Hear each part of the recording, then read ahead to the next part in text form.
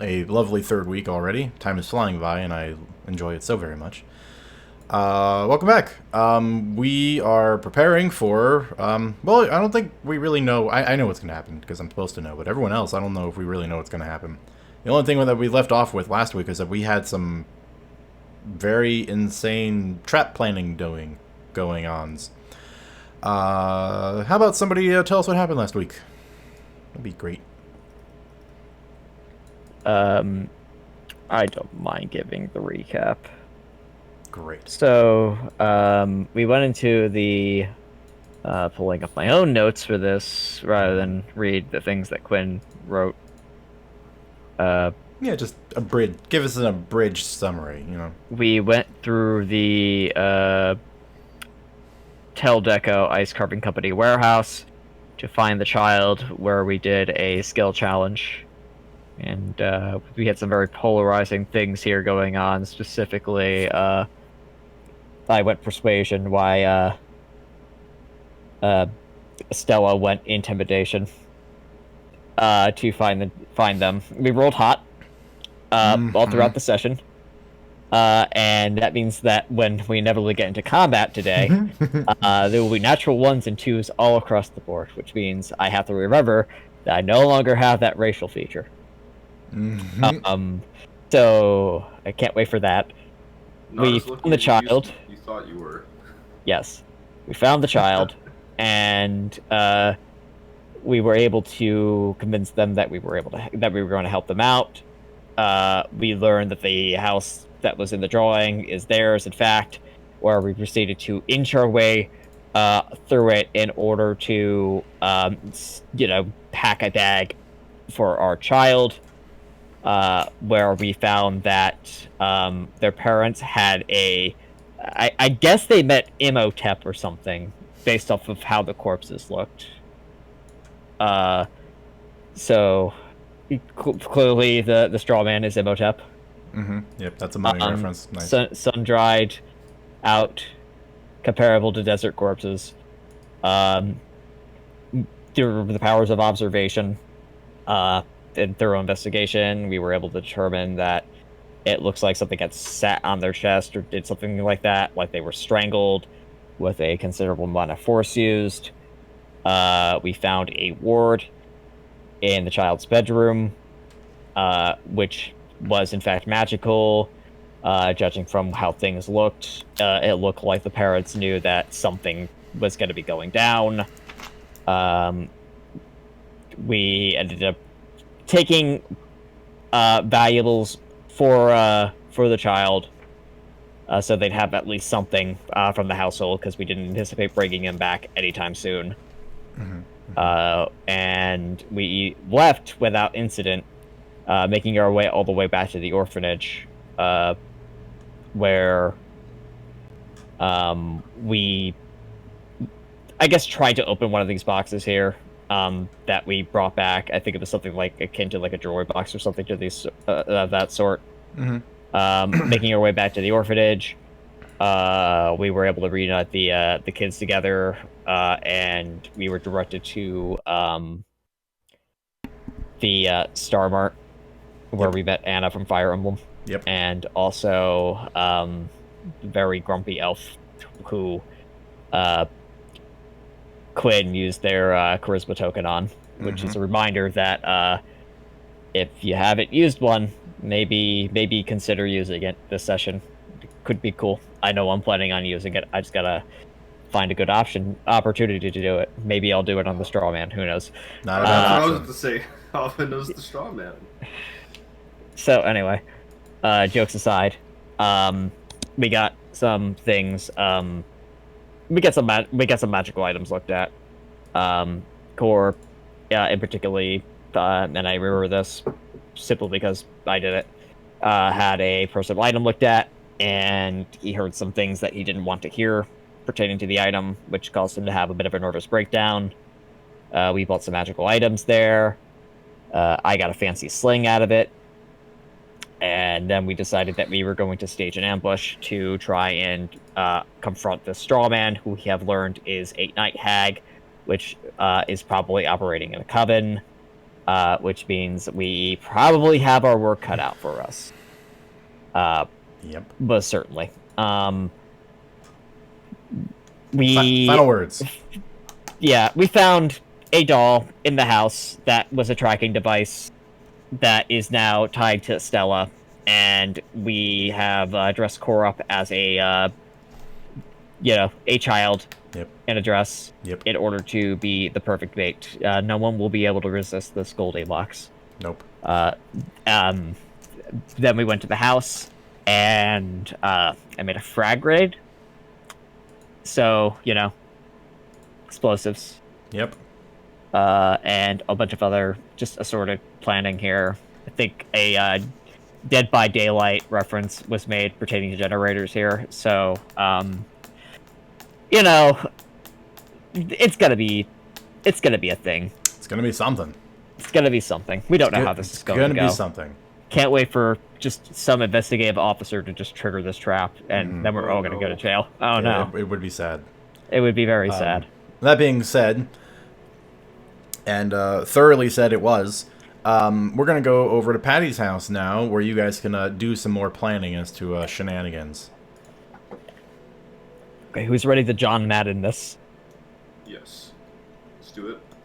So you guys... this. So first of all, if you guys can all see, if you can't see, let me know. Otherwise, you guys are all located on the top floor of the abode. If you wish to go downstairs, let me know, and I will drag you over downstairs. Can you open the door to the bedroom we were planning on being in? Yes. Why I locked all the doors, I'll never know. I don't know. And I'll leave them all open for now, and then I'll move them. I'll close them as people ask. For the record, there is also a door here, but it goes out to the balcony. Oh man. This looks really good. Yeah. I'm very impressed, actually. Well, I suppose getting started, and the fact that I remembered I had this over the week, I've got a disguise kit if we want to make Core's disguise a little bit more believable. little rose on the cheeks. Yeah. Fake wig, braid the hair a little, Fake tear trails from discovering parents. Mm-hmm. Well, that's up to you guys. You guys spitball. Go nuts. This is on you. I mean, Core is 100% down for you to do whatever it is you want, Yelena. He will submit to the disguise process. She's just gonna kind of remember exactly what and why am I remembering her? Or why am I forgetting her name? Patrice. Patty, yep, Patrice. Just remembering what Patty looks like and try to use makeup and style the hair in a way that mimics her at least a little bit more than Core's, natural features would. Mm-hmm. Yeah. Seems perfectly reasonable. Give me the disguise kit roll. Mimicking a child. I Make it. have something kind of fun. I'll take a Dex or an intelligence check. I suspect I know which one of the two you'll go with. Dexterity. 13. Passable. Yeah, it's enough to blend out some of Core's features, so that way, at the very least, at a glance, it's not recognizable of, oh, this is just a male halfling wearing a dress. And there would be cause for second glance for someone trying to figure out that this is, in fact, not the little girl you're looking for. It sounded like we had an idea from the twins. Yeah, so I do have that, those two, pits that I can just throw. You do Throw have, on the yep, ground. you do have cartoonishly, like, Looney Tunes like pits you could throw on the ground. That's true. Do we wanna Looney Tunes this person as well? Add a character. I think it's there's not a lot of room for this. Yeah, that's That the part's only true. thought that was. It's also like a permanent pit, isn't it? Mm-hmm. Yeah. I mean, you do you, but Because I'm not gonna like try and. I think And, it's gonna be. I think it's gonna cause more complications than actually help us out. Yeah, and if you, for the record, if you throw it on the second floor, it's going to create a pit into the first floor. Just so we're clear. The idea would be to put them both like right underneath each other, so you actually fall like 20 feet into the new basement we've installed. Well, there are two of you, so if you timed it right, you could do that. One could throw the first hole, and the second one could be waiting for the first hole to appear. It's not crazy. The other idea I had was having Haba wait to seal off the stairwell. The stairwell leading up is like the only like normal way to get up to this floor, right? Like, Yes. I mean, Yeah. I'm assuming they could probably come up to the balcony and all that stuff. Yeah, they'd have to climb from the first floor up to the second floor, and either try to climb through the triangular window in the parents' bedroom or climb up onto the balcony. Otherwise, the stairs are the only way up. I could wait for them to go through and then seal it off with that iron door I also have. Be up to 10 feet wide and 10 feet high, and then it conforms to fit the opening and all that. Yeah, you could easily seal off the top of the stairwell with it. Yeah. Mostly just to lock them in here with us, so they don't like try and make an escape, you know. That could be a good idea for like in the middle of combat. The classic Yeah. Rorschach maneuver. I approve. Yeah. What else do I have? I have 2 horses. Throw a horse at it. I mean, you could literally do that. Yeah. And then I also have a spell scroll for pyrotechnics. Why I did that, I'll never know.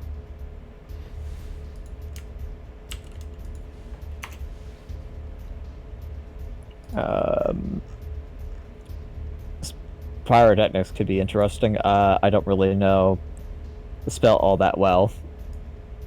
Blinded. I mean, I was thinking about doing that with a pot and some acid. Not really pyrotechnics, though.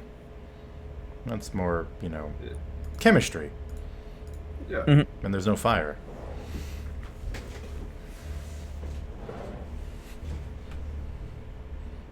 But yeah, nothing's so- nothing's dissuading you from that. That's for sure. It can do either 2 things. Core. Or done. But it can either blind People. things in a. It can blind creatures in a 10-foot radius around it for until the end of the next turn, or end of your next turn, or it can create a heavily obscuring smoke in a 20-foot radius for a minute. My only issue with that is the same thing with the pit, where because we're in such a confined area, there's really no way for us to Control avoid it movements. either. Mm-hmm. Well, I mean, if Nero's hiding in the toy box, you could technically like maybe just like pull the sheets up over your eyes to shield yourself. Maybe, I don't know if that'd be like fully resistant, but It'd give you advantage on the roll. Honestly, you guys knowing about it, like if this was something you talked about doing in advance, like, when it enters the room, pyrotechnics would be cast to cause a flash of light to try to blind somebody. With you guys knowing it was going to happen, you would be able to shield your eyes and give yourself advantage on the save. Out of character, and I don't want to be too bad on it, but getting disadvantage on my attack rolls locks me bad. out of a class feature because I'm a rogue. Pretty I would rough. not yeah. like to take that risk because I think is pyrotechnics a con save? It is. Yep. Yeah, I'm not proficient in those, so it's like Got it. it doesn't feel like a smart idea. Yeah, the margin for so for the record, the DC is not like super high, but the margin for error is small, and it's still high enough that if you do fall into it, it's bad. So I could see why you'd be trepidatious. I think it's worth having as an option if it presents itself. For sure. Yeah, I wouldn't rule any of these things out. Like, they're all good things to have in your back pocket. I just don't think that it's a smart idea to open up with them. Because opening up with them means we all have to deal with the same thing here, and we know what we can do, and we've been told that night hags are strong. Very strong. So, if they're strong, they're probably also hardy. Meaning, this plan probably has more of a chance of actually affecting me than it does the hag. Yeah. So I'm a little like, okay, but it's still a good option to have. Like, it's a good option to have, you know, those pits, because that's easy access to the first floor, if not the bottom floor. It's good to have that door to lock them in here. If you're worried about them getting downstairs and trying to escape that way. Those pyrotechnics could also be a really good idea. If you are like, we need to get out of here now, just, you know, smoke it out. Right. Or if you even need to, like, make this even louder than it already is going to be to get the attention of other people here, because I'm sure there's going to be a patrol outside. That's where my line of thinking is.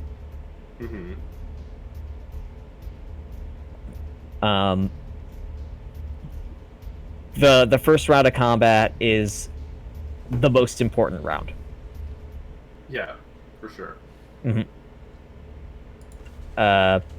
So that's what I'll say there. I'd like to have Sam around so we can, you know, discuss a little bit more here, but like I said, the only plans here that I have are detonating that thing and detonating the bomb in this thing's face, which I don't know what that's going to do. It might be very hypocritical for me to say, don't use pyrotechnics, sets off a frag grenade. Right. Well, ultimately, at the end of the day, every decision is made by the player. So, you know, that's a thing. I am definitely going to go with my my thought of trying to blind them with that pot on their head, full of a vial of acid. Oh. I also don't know how well that's going to go, because that could also backfire my face. Any number of these things could backfire. But at least trying to blind them in that way doesn't have a chance of affecting the other characters. It's more of a chance of me getting a really raw deal if I don't get this off. Would you all... Okay, just for the door, because I feel like the door is probably the most reasonable one that I could see happening in this scenario. Would you rather use it on the window to the balcony or the stairwell? Because I feel like we have more options for blocking out the stairwell than we do the balcony, you know? But... I think it's probably a better idea to play it by ear as things go. Okay. We don't know how it's coming in. It could be just vanishing into the location from somewhere else, for all we know. So I don't know. Got it. It's just you have ideas. I think they're good ideas. It's just that they're all but some of them are area of effect. Yeah, they're situational and they're area of effect, and we're like we've got like a 20 by 20 square, not even. Selling it a little bit there, but still, it's small and there's walls. So maybe you could set off the pyrotechnics in a way that doesn't affect all of us by, you know, What about hi. is it possible to set off pyrotechnics like in a specific area?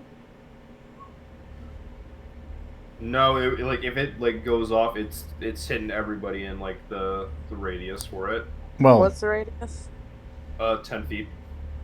So, I mean, yeah. why don't you just put it behind where they would be standing, quote unquote? You possibly could.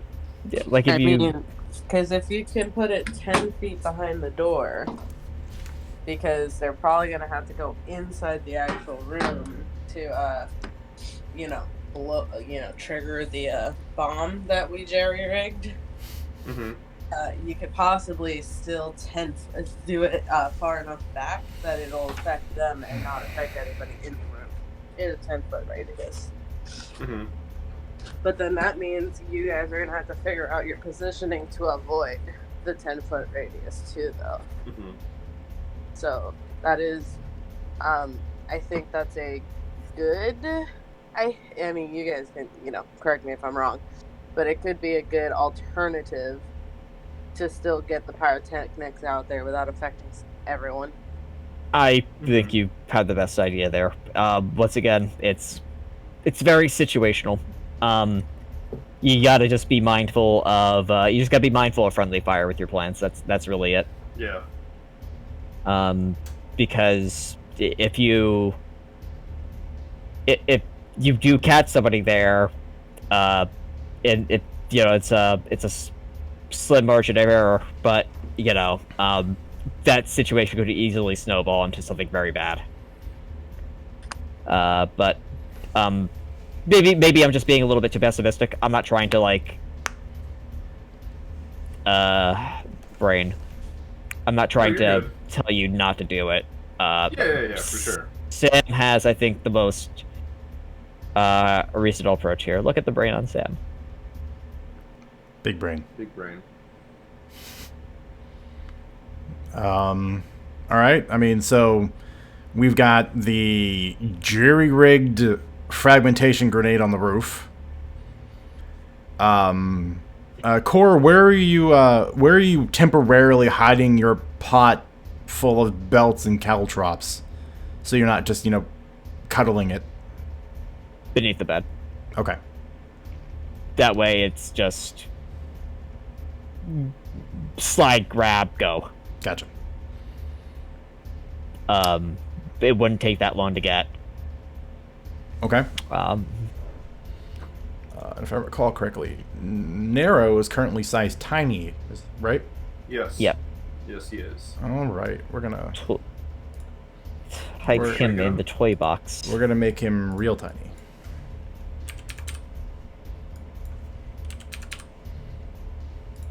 Oh, Tiny Nero. look at him. He's literally the size of the other toys on the floor. That's actually really funny. That's hilarious. Nero. Okay. Is there anything you guys want to set up or do downstairs?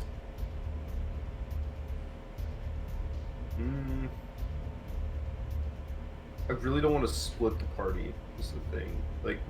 Cause setup. I feel like the scenario like this, it's better for I feel like it's better for us just to focus our efforts on one area, but that's just me. Because there's a lot more that can go wrong if we're worried about specific things going on on both floors. Okay. Well, look at it this way. We're only expecting to be baiting one out. If we end up fighting the entire coven all at once here, we're probably not fighting the entire coven. We're probably running. Yeah.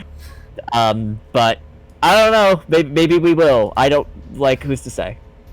You don't know me. I don't know anybody here. We're all kind of Core, you run for me and you don't know me. No, you should know better. Okay.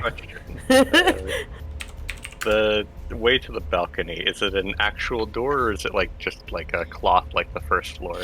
No, it's an actual door up on this floor. Is it locked? Currently it is. Okay. Looking around the room, would I be able to find the key for it? You can make an investigation check. I'll try to do so, just in case. 22. Yes. That's a really good roll. Yeah, so in the wardrobe over here, you guys found the small lockbox up on the higher shelf.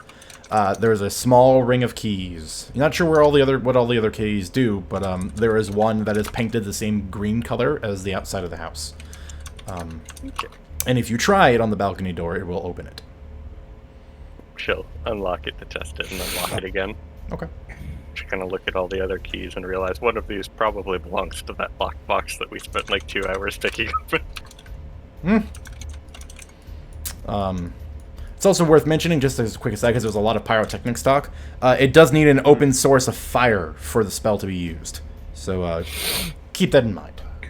Mm-hmm. Even with the spell scroll. Yeah. Okay. Yeah, you need a source of non-magical flame in the area for the spell to manipulate. Got it.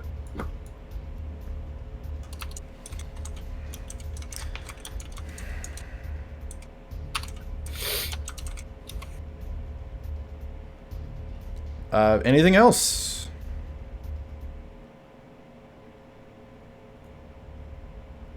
The only other thing, like, yeah, go ahead. First core. I don't think I have anything else. The only thing is I'm worried about because in order for Nero to get back to full size, Haba has to use his bonus action, but I don't want it. Like, if Haba doesn't know what's going on, he's gonna stay tiny, and I'm not gonna like metagame it if Haba can't reasonably see what's going on. But I mean, well, no, if he hears a bang and all that stuff, no, never mind. I mean, I'm assuming it makes sense. Like if Haba hears like a big bang and all that stuff. Yeah, Nero can also just yell. Yeah. Yeah. It'll be a little squeaky. It'll be a little squeaky Nero, but it'll still go. Yeah. Oh wait, well, that squeaky noise means trouble. You know. You walls don't look too thick. I'm sure we'll hear the frag grenade go off whether it hits or misses. Yeah. That's fair, actually. Yeah, when the boom goes off, it's party time. Got it. I can't think of anything else. Who can do a good Arnold Schwarzenegger impression? I need to hear, "Let's party." Can't do that, but I can do a pretty good Patrick Warburton. That's about it. That's still pretty cool. Yeah. All right. In which case, everyone take your positions, please. Place yourself where you would like to be. No, I have to be in here. You do. Because you're pretending to be a little girl. Yeah. Yeah, I am. And I believe it was the plan to have Stella in bed snuggling you? Yeah, that seems to be the case. Okay. You know, because, comforting a small child seems reasonable. Nero's in the toy box. Is the lid open to that toy box, by the way? So you can at least it could be. It could be or couldn't be. It can be whatever position you want it to be in. Just leave it open, because I don't want to have, like, Nero struggling to get out of the toy box. Mm-hmm. Hey, the guys! No, you could Ant-Man the lid open. It's fine. Yeah. Haba in the bed with the dead parents for some reason. That's weird. Oh shoot! Yeah. And Yelena, patiently waiting in the corner like a responsible person. Sorry about that. I'm in the My bathroom. computer decided to restart out of nowhere. I didn't even disconnect you from call. Yeah. Oh, okay. Well, that's good. Never knew you were missing, but welcome back. Good. Thank you. All right. Well, it looks like everyone's in position. I'm just gonna refocus our camera here a little because we're definitely heavily focused on the upper floor right now.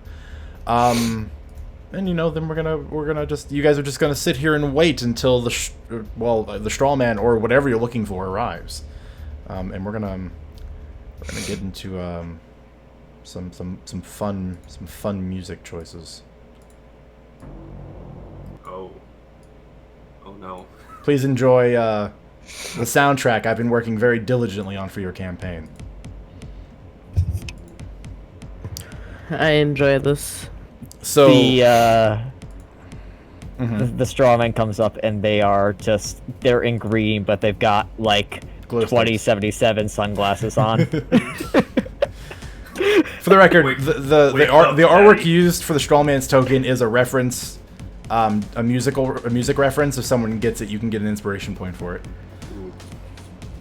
I can't see the token. You can't see it yet, but you will in a moment. Don't Oh, you okay, worry. okay. I didn't know if it. Okay, that's my bad. That's all good. Before So it comes out, its way of arriving is through the toilet behind Haba. it coming out of the sewer was an option. Oh no. So The straw man is just like, I am the butt ghost. I'm here to eat your butt. Anyway, you wait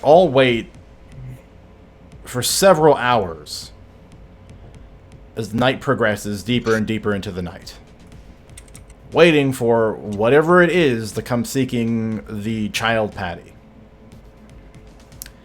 And it is when it is precisely midnight, a ringing of a bell off in the distance, chiming 12 times, alerting you, is when the first signs of something unusual begins to unfold.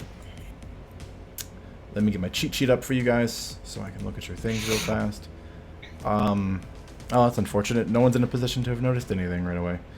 Oh no. Yeah, I'm used to my other group who has I've got someone in the other group with a 20 passive perception who would have noticed this really quickly.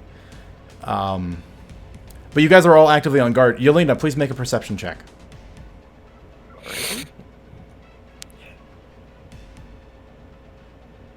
I'll keep it 16. Okay, that's not bad. The good news is it will save you from, as you are waiting in your position, you hear from the window outside something scratching against the exterior of the house. And it sounds a bit like rustling leaves, but there are no trees in the vicinity. There are no reason for you to be hearing something like rustling leaves. Okay. Is it like just outside, beside where she is? Yes, it sounds like it was.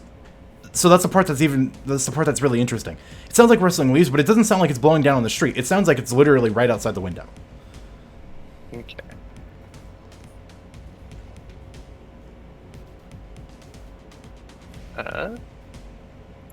Taking note of that, she's going to try to quietly make her way out of this room. All right, where you going? And she's going to, as she's kind of walking by, just very gently knock on this door, just like once. Kind of use this place as cover.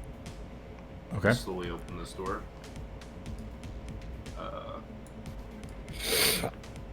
You see Real Yelena quick slinking question. by. Is it loud putting up the iron door? I'm assuming it is. Yes. Yeah. So like ripping off the patch is not a loud process. Literally placing a 10-foot by 10-foot iron door is. Mm-hmm. As you're kind of stepping out, Yelena's gonna try to gesture with hand signs towards, like, where she was, and make, like, a scratching motion. Haba's eyes widen as he nods. And she'll just put a finger to her mouth, like, shushing. Mm-hmm. Yelena, I would like a stealth check. And same for Haba, if Haba's trying to remain unnoticed. Yeah, I'll blow inspiration for this, sure. 23. Alright, that's pretty good. Alright. Yeah. Real quick, how did the inspiration work again for this? If you roll a dice and you look at it and you don't like it, you can spend an inspiration point and roll another and choose between the results. Okay, cool. It's very forgiving. Alright. That's not bad. Yeah, I'll blow it just in case. Oh. All right, yeah, look at you. I'll take the 19. Improving your odds. Yeah. Okay. So we got a 23 and a 19. Pretty good. Pretty good. Yeah. So as you guys... Haba, are you doing anything with the iron door, or are you just kind of, like, waiting? I'm waiting. Okay. Yeah, and I don't necessarily have, like, a hand on a patch or anything like that. I'm just gonna kind of see what happens first before... Because it's still, like, only an action to pull off a patch and use it, right? Yep. No matter what the patch is. Okay. Then, yeah. And yeah, let's say, unless it states otherwise, which I'm pretty sure none of the patches had, like, specific requirements to pull a patch and use it. Haba, make a perception check for me. Okay. Perception. There you are. Okay. Both you and Yelena notice that there is a gentle creak of wooden floorboards, and it's most certainly exiting from this room here. Oh, hang on. Wrong layer.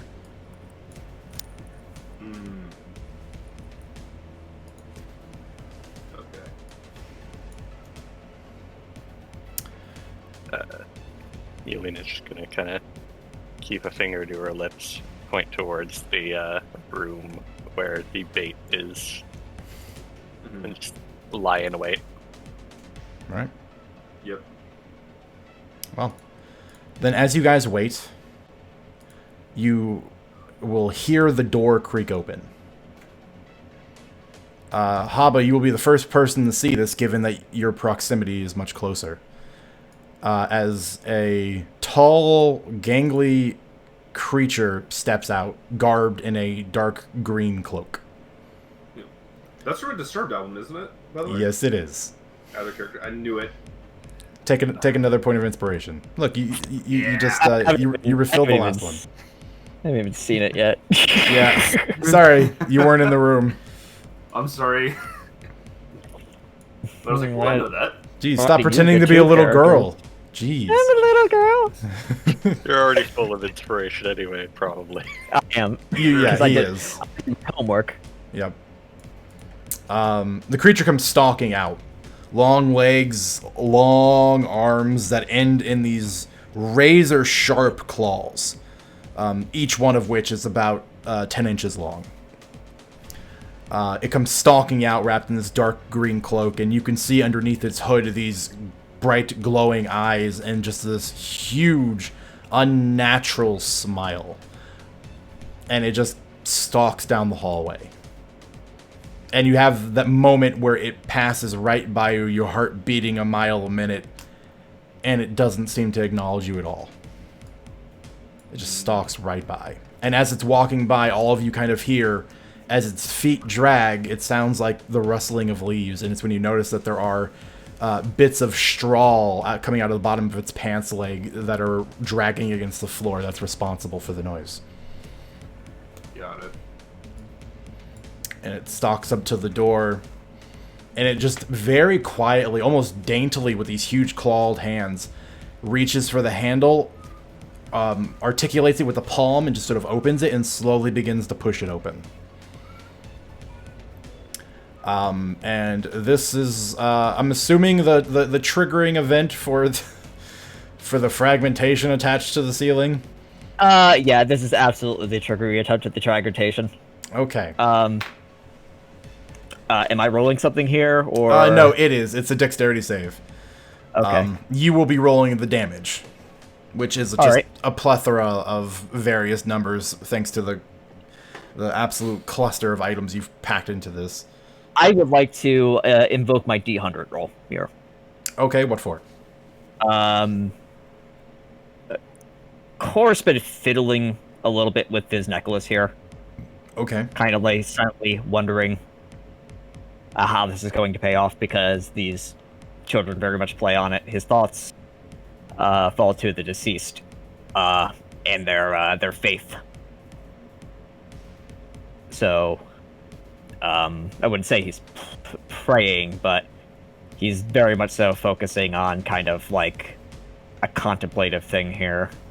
maybe something takes notice of this, but I want to open this up with a bang, Fata character. Okay. All right. Well, hit me with the D100. All right, let's see what happens. Let's see what the fates have in store for you. Woo! Is that, are we going with lows or are we going with highs? We go with highs here. Okay. Lows are bad, and ones are usually catastrophic. The last time I've had a party roll a 1 on a D100, I threw them into Barovia for about 40 or 50 sessions. Oh, So just keep that in mind. Ones are bad. Ones are very bad. Well, I guess we're going to see how that's going to turn out. That's perfectly fine. Yeah. Whatever. Yeah. It's okay. He actually grabs you, Core. Door creaks open. Long arm slowly pushing it aside and reaching inside the darkness. The tripwire responsible for holding the makeshift fragmentation grenade at bay snaps. And it swings. And it seems... Let's see. In the last moment, it falls flat against the door and it swings right by. And then with all of its momentum, swings back into the room. And it reaches up with a clawed hand and slices the tether. And the grenade sails towards the two of you in the bed. I want you both to make dexterity saving throws at disadvantage. Both Core and Stella. Holy.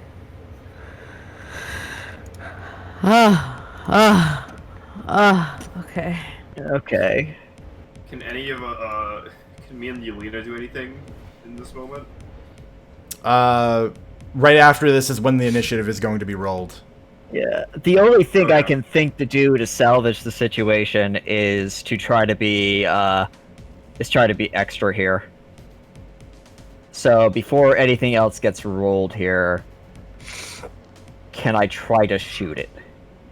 The grenade.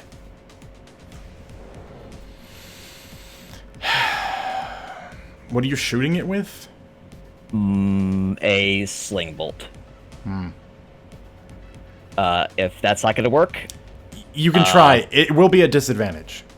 okay. You're like I said, you're currently in the bed, being spooned, facing the opposite direction. Like, it's a hell of a shot.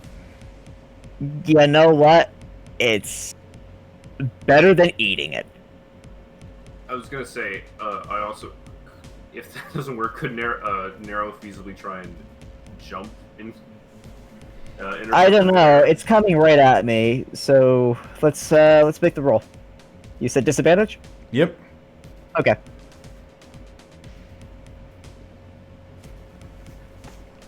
A 15. A 15 does not hit. A 15 does not hit. How does inspiration work with disadvantage?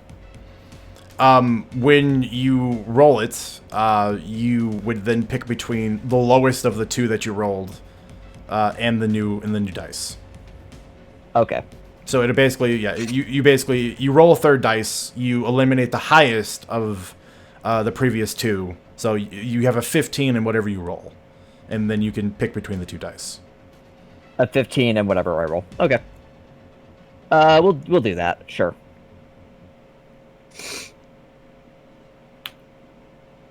Well, you know what?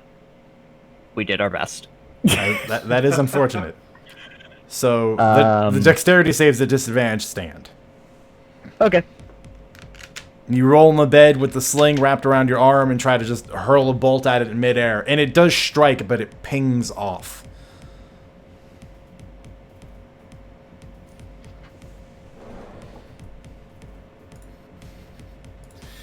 I'm gonna quickly check. 2 plus 8 plus 2. Okay.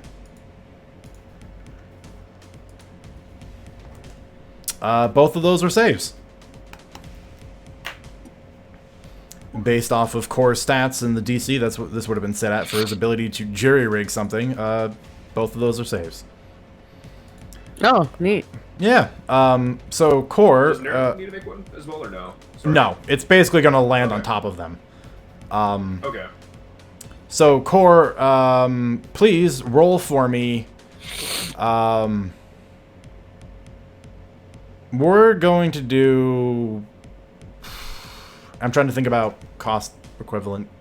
Like, if you spend this much money, what's let's do fire is the most expensive thing in that. It is. Roll me 3d6 fire and to heck with it. 3d6 piercing.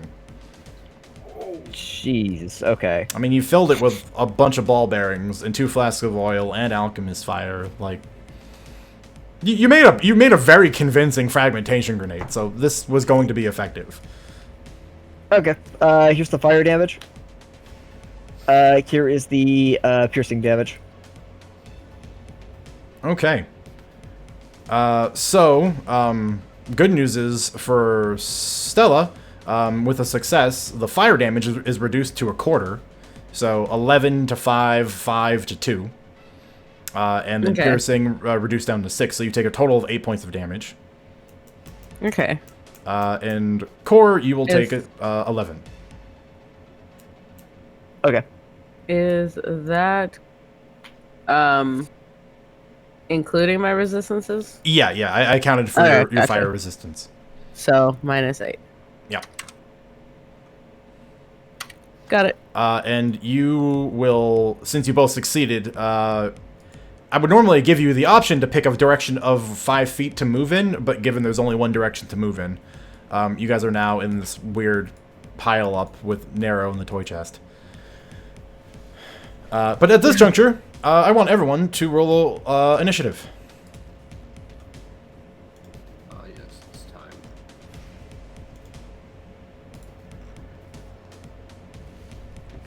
That's not too bad. Ooh, spicy. Jeez. Well, like I said. let's just go. You know what you did. I mean, I know what I did, but also, you know.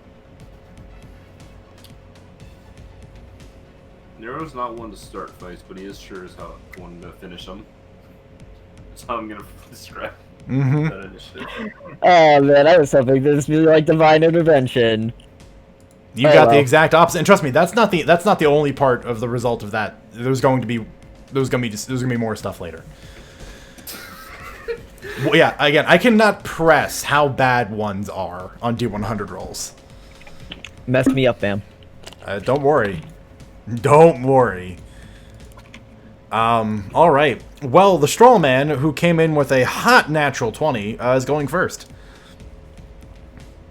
And seeing that there were individuals that have rolled out of the bed and are now kind of recovering from the explosion on the floor, is going to step into the room. Doesn't really know what to make of everybody yet, and it's not super intelligent. What does it want to do? Well, you know, it came here with a purpose. It is going to attempt to grapple you, Core.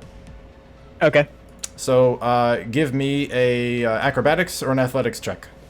I will oppose with sleight of hand with my feature. Right, because you can do that.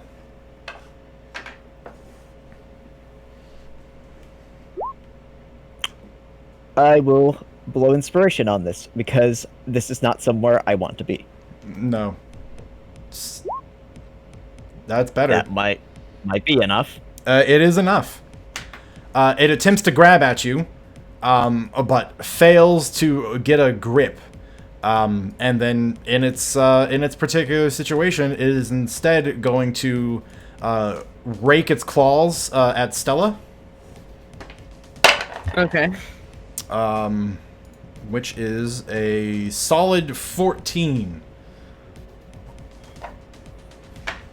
So it is going to hit you, Stella. Yeah. Okay.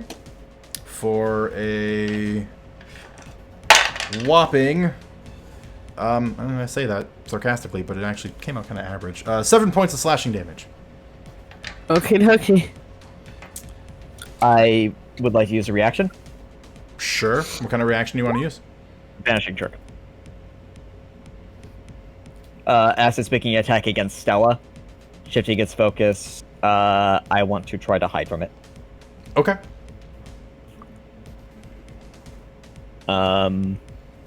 So let's roll that stealth.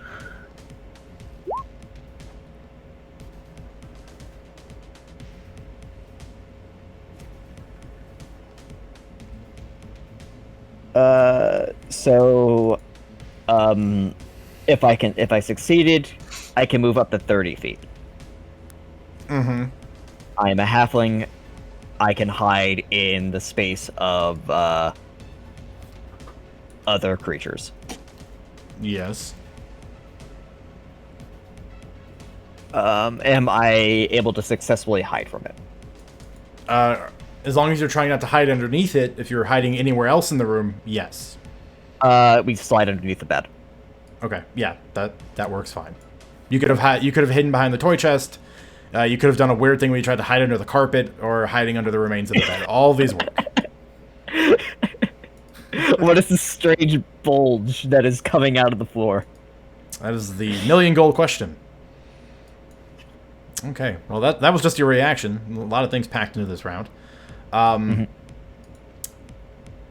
Well, it really wants the child. And it has a singular purpose of coming here for the child. Well, Stella's just in its way. It's going to attack Stella again. Alright.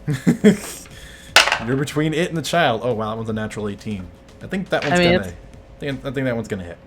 Yeah. It's gonna hit. And this time, instead of its claws, it with its very lanky form rears back, and then you watch its perfectly white, gummy smile, its mouth open up into just this huge, unnatural, like human-like maw. It's gross. Disturbing. Oh, very. I rolled double ones. So you're gonna take 5 points of piercing damage as it chomps down on you. You said 5? 5, yeah. I rolled double ones on 2d8. Oh. Could have been much worse. Oh, yeah. But that's all it's doing. Ha ha ha ha ha. Give us something spicy.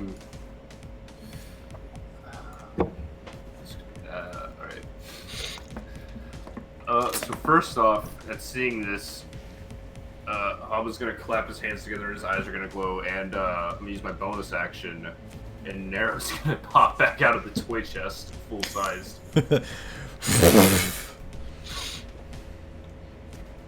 It's gonna get a little crowded in here real fast. Mm-hmm.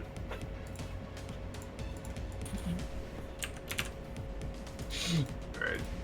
I'm here. Hi. And in busting out of this, I feel like, so like as he's growing, he's like already mid-swing, so that when he's full size, the swing is gonna come right at him. Mm-hmm. Yep. I like to imagine, kind of like very Link from Legend of Zelda, he's just making the sword charge attack noise as a screechy little toy figure, and then he grows up and it's the full-sized man doing it. Yes. Yeah, it's pretty great. Alright. That's right, I can't attack with him yet, because we don't have the same initiative, that's right. Or wait, do we? No, wait, I think we do actually. I'm sorry, I think I might have misread that. This is how we learn. Yes. We learn together. Mm-hmm. Alright, Let's quickly go double check our Soulbinder rules. Yep. Yes.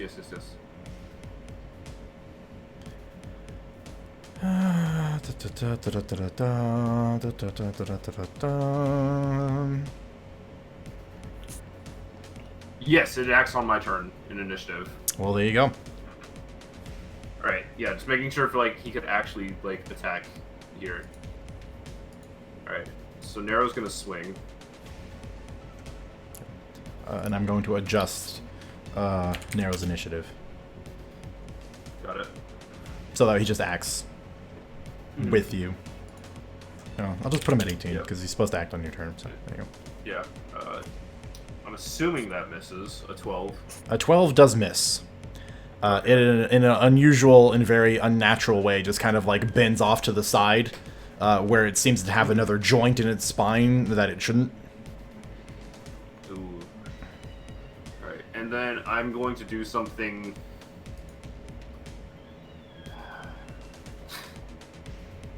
Yeah, why not? I think it's time to Looney Tunes. One round in. Better drop the Looney Tunes. Haba's moving here. And I'm gonna pull off a pit patch and throw it here, and it creates a 10-foot radius pit. So that would catch So where are you throwing it? right here on the stairwell, but it grows into a 10-foot radius from there. Wait, let me make sure. It might be actually a cube. Yeah, a cube of 10. Sorry, never mind, it's a cube. So a 10-foot cube? yep.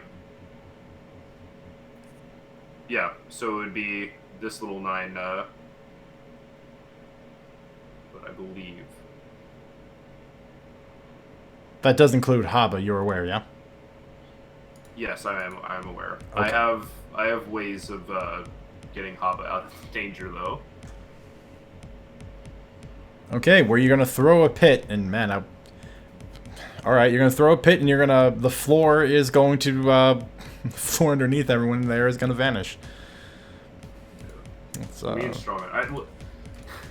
One, just a way of kind of opening things a bit more up, and also getting him away from the, I'm assuming decently wounded Right. Estella. And I have to Core, double so. check. Are we saying 10-foot cube?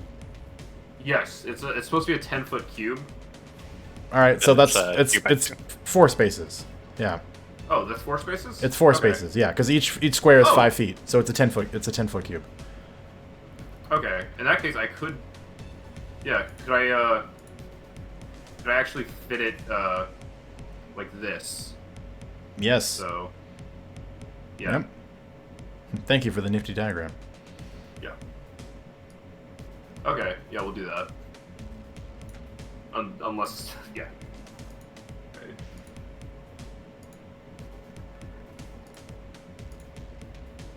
Okay. To the first door we go.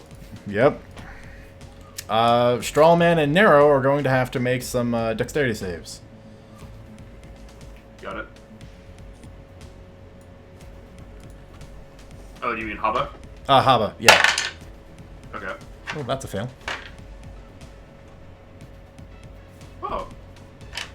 That's a success. Awesome. You're going to take no fall damage, and you're not going to be knocked prone. The straw man is going to take 1 point of fall damage, because my damage dice like rolling ones today. But he will be knocked prone. Okay. He's going to let's fall see. and eat it as he falls onto the dinner table and falls through it. Can I use Nero's remaining movement for him to hop down here as well? He could. It would take an acrobatics check to make sure he does so safely. Okay. Yeah.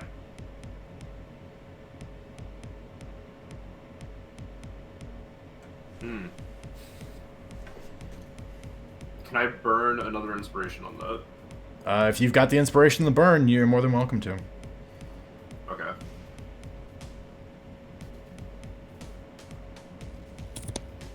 Yeah. Okay. Nero will land safely. So he can jump Okay. down, and he is going to... Well, in an interesting twist of events, it's going to be directly on top of the straw man. That's what I was kind of hoping. Okay. From the top ropes. Here comes Nero. I'm going to move... you're going to be in his space, but I'm just going to have you guys partially overlap so we can tell both tokens are still there. Okay. This fall not gonna do anything. Well, you landed safely, and it wasn't an attack, so we're just going to go with you Yeah. don't eat it and land on top of him. Okay. Got it. Alright, and that is the end of our collective turn. Okay. Next up is Yelena. A lot of things have happened, including a large pit that has also consumed part of the wall has opened up before you. So I assume she can see the first floor now from this pit? Do you have dark vision? She has light source on her. Then yes. Alright. She's going to, first off, choose point, start a return, ignite her blades a little bit more. And based on the sound that was crashing, she's assuming that most of the people fell down, so she's going to gracefully hop down to the first floor.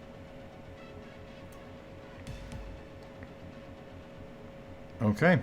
And you can do so without a check because you nimble AF. Any other plans? Oh, sorry, I kind of assumed that things were being dragged to the first floor. Oh, yes. No, you are correct. Sorry. Boom. First floor. Nice. Table smashed. Gonna step over to here and just start attacking this thing while it's prone. Go for it. You have attacks at advantage.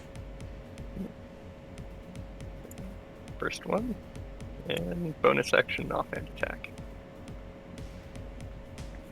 Joke's on you. Doesn't take a bonus action. It's free. Ah. Yeah, both those are going to be hits. That will be her turn. Species spicy. Perhaps unsurprising given the name of this entity you are fighting, as your scimitar strike into it and sort of cleave through the parts of its clothes and its cloak, it ignites.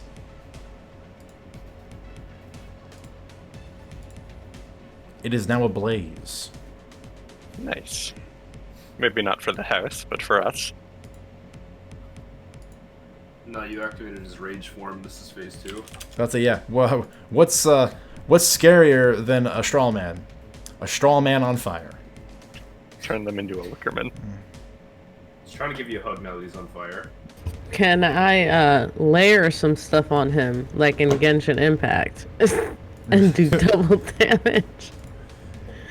Well, what are you gonna do, given it's your turn, Stella baby? What's up?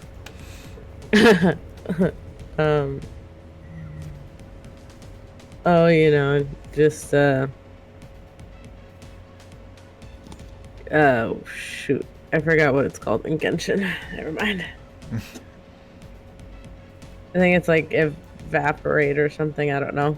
Anyway, Vaporize. vaporize. Thank you. Depends on the other element, really. True. If it's water, it's vaporize. What if it's ice? Melt. Melt. There we go. I know it does things. That's all I remember right now. Alright. I believe I'm gonna do this correctly. If I'm remembering the ruling you did for the spell casting, as long as it's a bonus action, I can cast a regular spell at the same. I can cast 2 regular spells as long as one is a bonus action and one's a regular action. Correct? Not yet. Not yet. Got it. Yeah. Okay. Right now, you're still only limited to cantrips and 1 spell per turn until a higher level. Higher level. Got it. Yeah. Let's see what we can do here. Oh well, I have plenty of action cantrips, so this works out just fine. She's gonna bonus action cast Sanctuary on Core. Okay. Sanctuary. I think Core actually recognizes what you're doing. I think would it be reasonable to assume that he might recognize that spell? Given the background it would be coming from, make a religion check. Sure.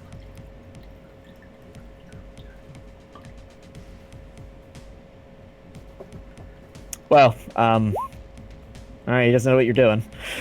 Yeah, well, like, maybe under different circumstances where, you know, you didn't just have to dodge roll out of the way of a grenade that you'd set up to trap someone else and then a creature was trying to maul you and kidnap you. You're a little distracted. It's reasonable. Yeah, it's pretty reasonable if you ask me. Alright, so Core is sanctuaried. He is protected. Yep, and can she tell about how far it is from where she is to where the straw man is? The sick man? It's about 12 feet. About 12 feet. Okay, so I can pretty Yep. much do any spell I want then. Oh, yeah, easily. Yeah, you just kind of Okay. stick your head over the floor, like the hole in the floor, and you can see them down there with all your Okay. friends surrounding him in a pile. All right, and we she'll main action cast Ray of Frost. Okay, Ray of Alright. Frost. Give me that attack roll. Ooh, that's a hit. A spicy hit. And a spicy 7. Yeah, it's pretty Ooh. good. All All right. right, and that is it for her turn. All right.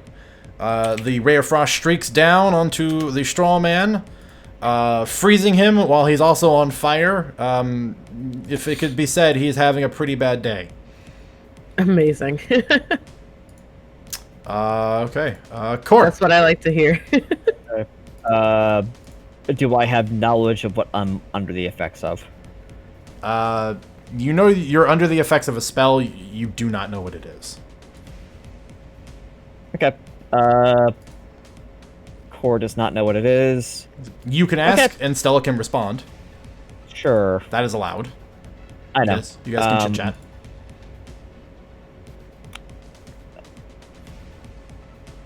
Alright, well, in that case, Core just looks at Estella. He crawls out, sliding on his belly into her space, and he looks down to see if he can get a look at the straw man. Oh, yeah. Currently, face up into a broken table with several people standing around him. Okay. In that case, Core actually isn't going to say anything. I'm sorry, Sam. That's fine. Core stands up, still hidden, and let me take a look at this item. He appeared to be ablaze, right? Yes, he is on fire. Where are you? Coma cloth. Yeah.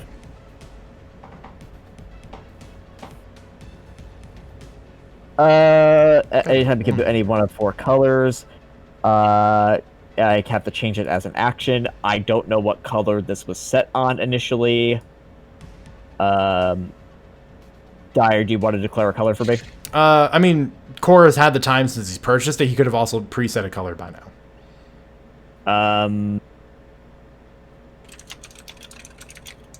You had a carriage ride from the first district to this district. You would have had a chance to fiddle with it. Sure. I'm gonna roll d4. All right, it's blue.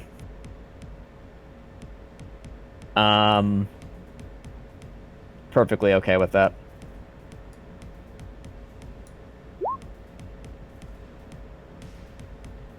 All right. Core loads a slingshot into the chroma cloth and begins twirling it, and he's gonna make an attack with it. Okay. Fire away. Fire at the straw man. Yeah, yeet. Advantage, right? No, he's prone. If anything, actually, range attacks are a disadvantage. I was stealth, so I think that normalizes. Yeah, he wouldn't have known where you were, so it is a straight attack. Okay. Straight attack. Yikes. The 11 does not hit. That will also break the spell, which Core realizes maybe that something has gone away, maybe, I don't know. But either way, we're gonna bonus action, cunning action, stealth.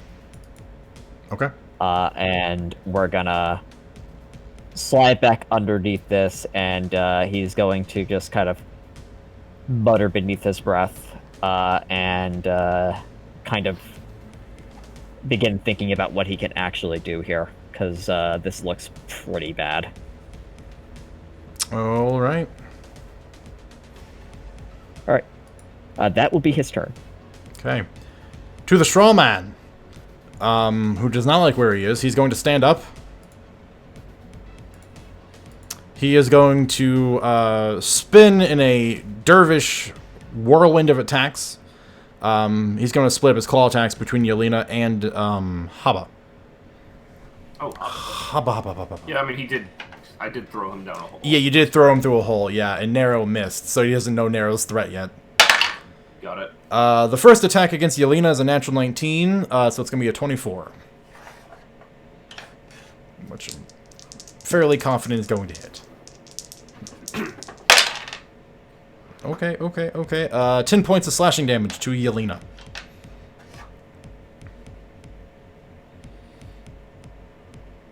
The second attack is against Haba. Oh, and that's a natural 20. Ooh. So, and remember, crit rules work for enemies too. That's So right. this is gonna sting. That's fine. 6 plus 3 is 9. 9 plus 12 is 21 points of slashing damage. Oh, I'm at 1 HP. Got it. Woo! It's not even close. Not even close. And We are then using resolve, by the way. We agreed on that, right? you know I- we. Sorry. No, go ahead, Don. What were you gonna say? I was gonna say, I think we agreed on it. We did agree on it. I don't know if Okay. everyone was converted because I did not follow up like I should have, like as a good DM. That's okay. I was just wondering if I get hit again, like right here, am I going down or not? Yeah. That was Yeah, no. We should be on resolve. If someone isn't, we'll play it by ear and make sure everything works out, and then Okay. I will follow Yeah. up with people after the game, or Got over it. the course of the week. got it. All right, so it makes its 2 claw attacks.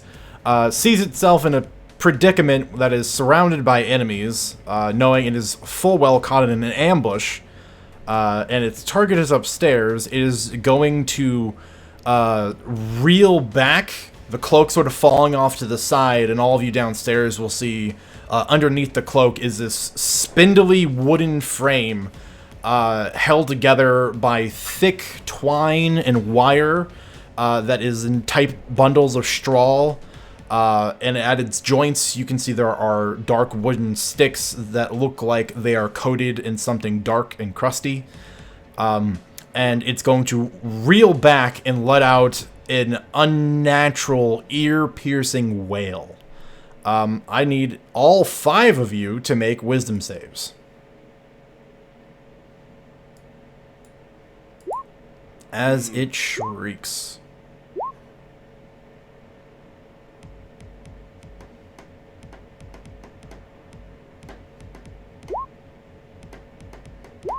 Oof. Wait, that's initiative. Hold on, I hit the wrong button. I'm sorry.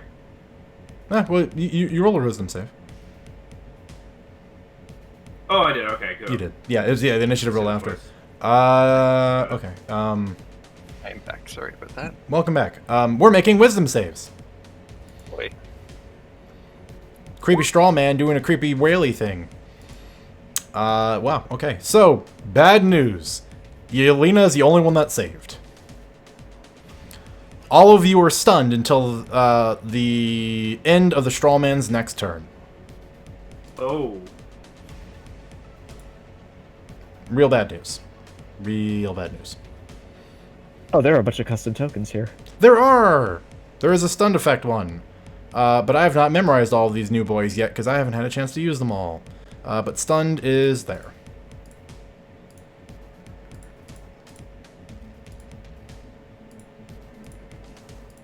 The screeching enters your ears, making them ring, pressing your hands against them, trying to drown out this eerie screeching sound.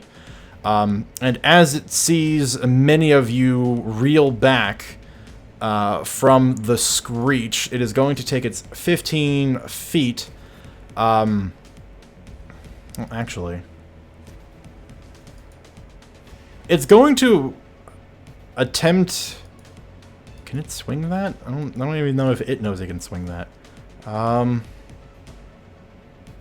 It's actually probably just going to, because it's 12 feet up. It can, okay. It's going to do a standing high jump. And attempt to pull itself back up to the second floor. what's Okay. the fall? It is going to succeed. Oh, no. It's a bit unusually tall, and it's pretty strong.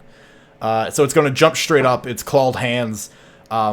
in the moments right before Cora and Stella just like completely lose their senses from the shriek, there's a moment where you just see its long clawed fingers land on the floorboards to the entrance of the room. And then you're just dazed, knowing that this danger is now approaching. Yelena, it is exiting your threat range. You are more than welcome to make an attack of opportunity. Yes, she will try. 13 does not hit. And it is going to pull itself up to the second story. Standing over top of Stella. Well, this should be quick. Haba, you're stunned. Yeah, that's stunned as well. Yep. Yeah. Yelena, you're not stunned. What are you doing? Oh boy. Let's see, there's a giant wolf there, but should still be able to get up this way. So, just in case to have the movement, I'm going to use Jig, increase my movement by 5 feet this round. Mm-hmm. 20 feet, get up the stairs.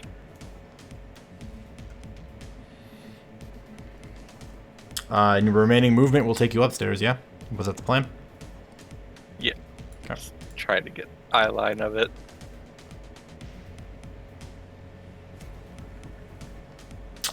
You can see it towering over top of a dazed Stella.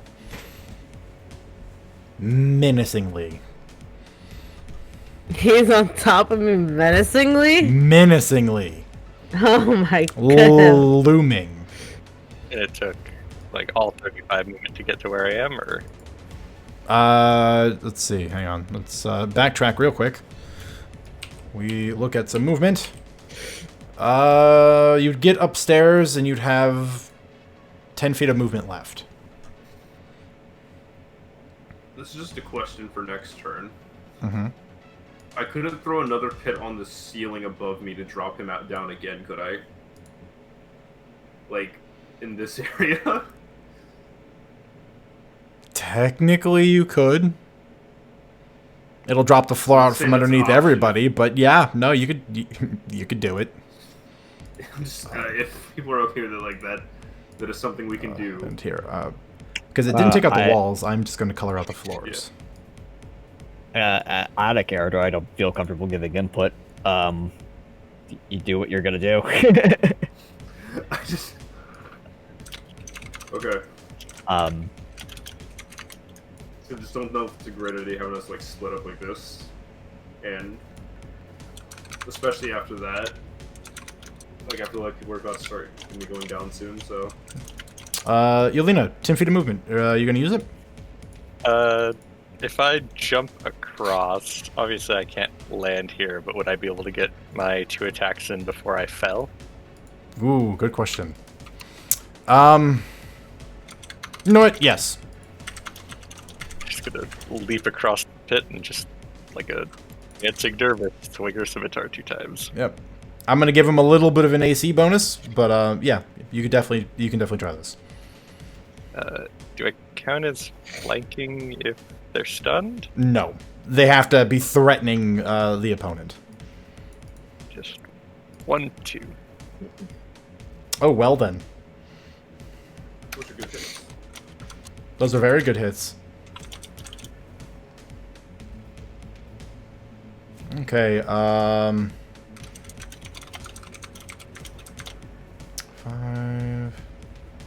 6 plus 1. Oh, nice. I see you actually have the formula to do the max damage. Nice.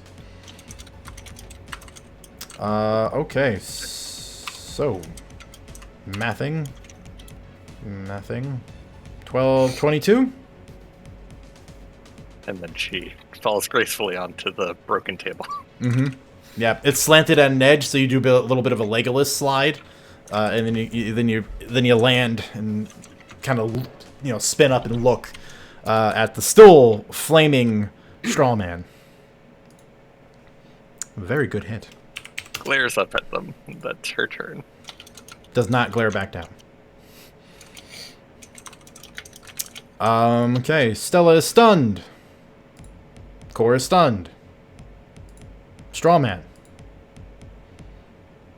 straw man is going to step around Stella and is going to attempt to grapple Core. Can he see me? Because you were hidden underneath the bed. Yes, I stealthed. So That's a good point. I guess he's going to look for you. Peekaboo. He is going to find you. okay. In a startling horror movie-esque moment of it stalking into the room and realizing its prey is not here, it being an expert at hunting children is going to immediately check underneath the bed, and its weird gaping smile is going to find a dazed Core. Okay.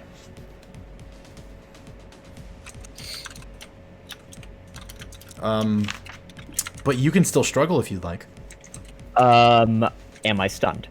Yes, it's until the end of his next turn. I cannot make an opposed check. Oh, you're incapacitated. Never mind. Yes, I am incapacitated. I cannot make an opposed check. Okay, well, then he is going to grab you. I am grappled. You are grabbited. I am grabbited. Okay, gonna put Yelena back down. Stairs. Going to grab you. Hang on, I actually need to make another somewhat interesting roll for Strawman. It's going to pick you up. And now that it has you, it has a moment where it cradles you in one arm as a parent would to a child. And its glowing red eyes finally focus on your face, Core, and realize you're not the child it was looking for.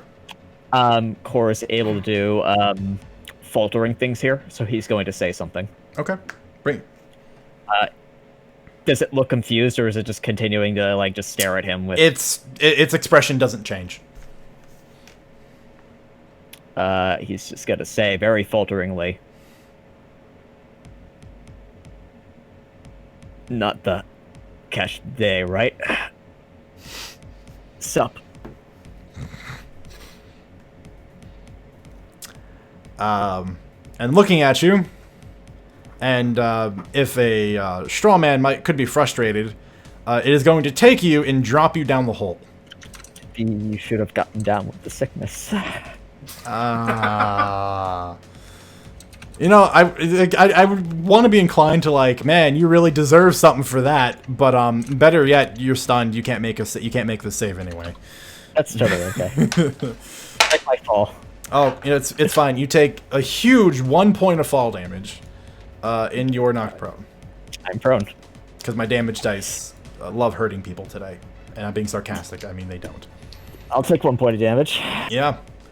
And the straw man does not see who he's looking for.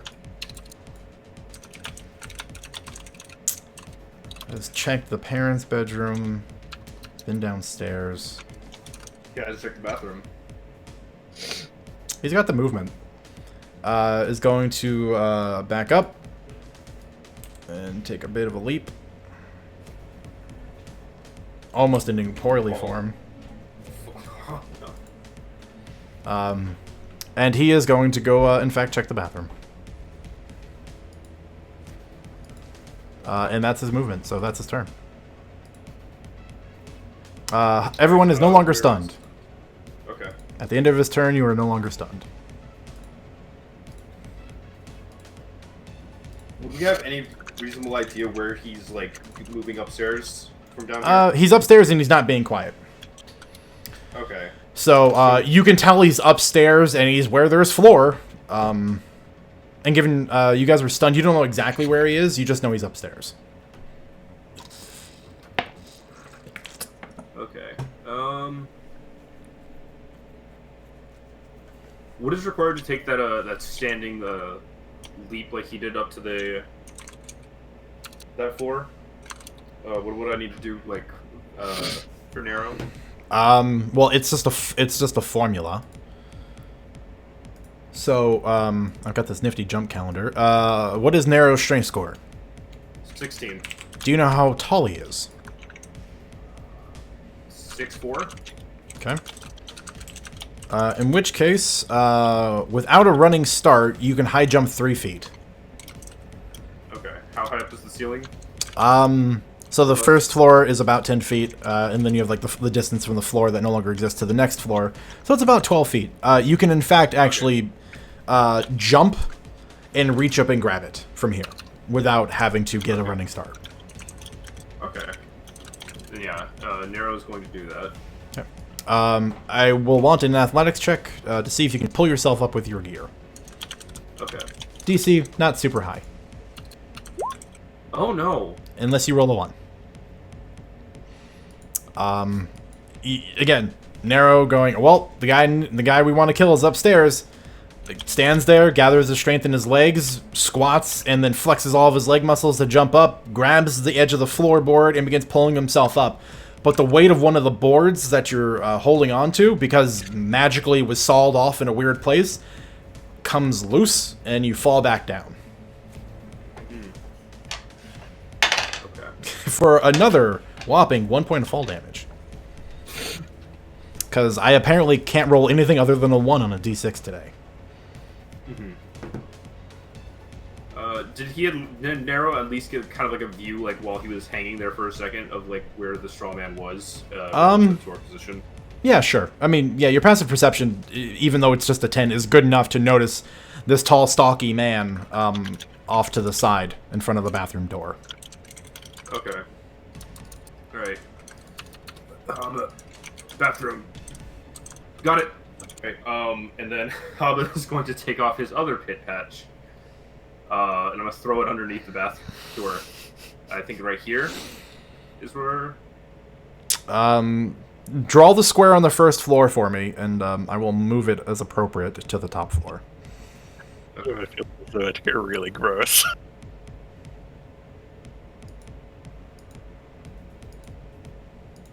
Okay. Draw shape. I think like that, right? Okay, you're bringing the bathroom down. Mm-hmm.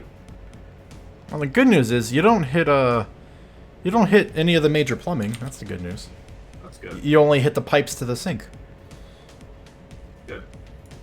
By the way, with Nero, what all did him jumping like that take in terms of like action economy? I'm assuming most, if not all, of his movement. Yeah, it was all your movement. Given it was a flub, it was all of Nero's movement. Got it. Had you succeeded, it would have been just been the distance you needed to jump, which would have been, we would have rounded up to 15 feet. Okay. Got it. And now that there's a hole in the floor, water begins to gush out of a pipe in the wall. But the straw man, and just about I've been drawing these on the wrong layer the whole time. I'm a smart boy. The straw man has to make another dex save. Because you guys like making him make dex saves. It's funny just watching him fall. I feel like there's a song. But okay, straw man dex save. He's actually going to succeed. And he's going to jump back, narrowly avoiding falling to the first floor. He is now on a small island just above the stairs. Okay. All right. Well, Hobbs still has movement, so. I was just gonna take the stairs. Yeah, it's a wise choice. So you walk up the stairs. 15. The straw man is on the landing above you, basically on this small square of wooden floorboard that's left. Hobbit runs up the stairs and is just staring at him, and then is there a dwarven equivalent to giving someone the middle finger? Actually, there is, and it's funny because it's a gesture in like in our reality that people don't really care about, but it's literally a balled fist and smacking it into your hand. It's like a hammer striking an anvil. All right. It's the it's the dwarven equivalent of giving someone the bird. Yeah. Hobbit like is panting as he runs up the stairs, bleeding still heavily, and he just. You ever heard of Hammer Sword Claw? And then he punches his fist into his hand, and he uses his bonus action to cast Soul Switch. Oh, clever boy. Here's the hammer, he says, and as he says that, he swaps places with Nero. Okay. Swap. And Nero says, and here's the sword. And he's going to swing at him. Yep. You and your cheesy one-liners. That's a hit. Woo! Alright. 13 Woo! slashing damage. He came to play. Yes.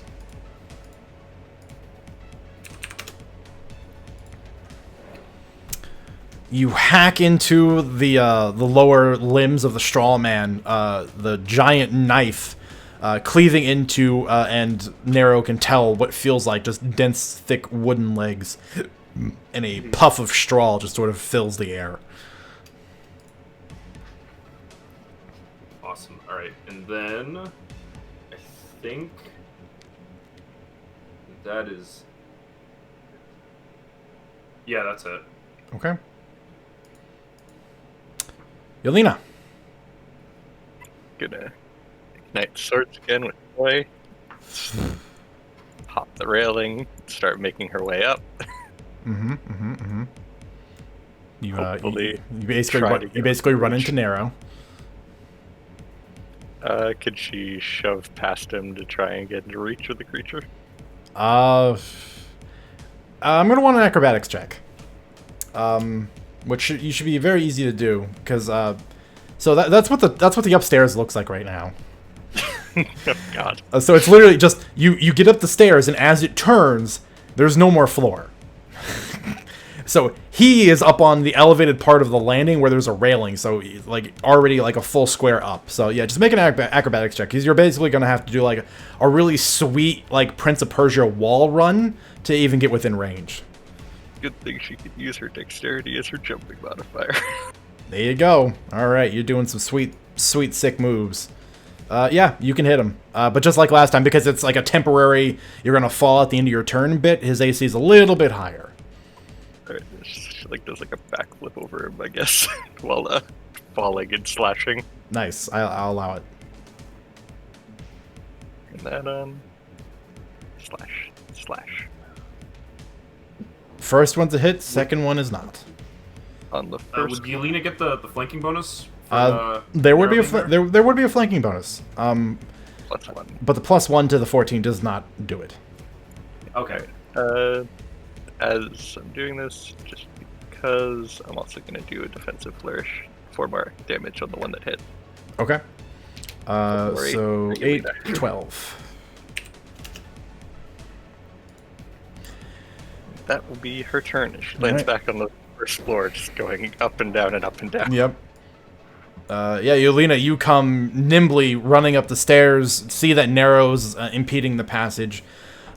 With your momentum and your grace, you easily just sort of begin ascending partially onto the wall, where, you know, the wooden slats of the interior give you minor grip and leverage, and you eventually run up past Nero, and then flip off the wall, midair, flying over top of the straw man in a streak of fire.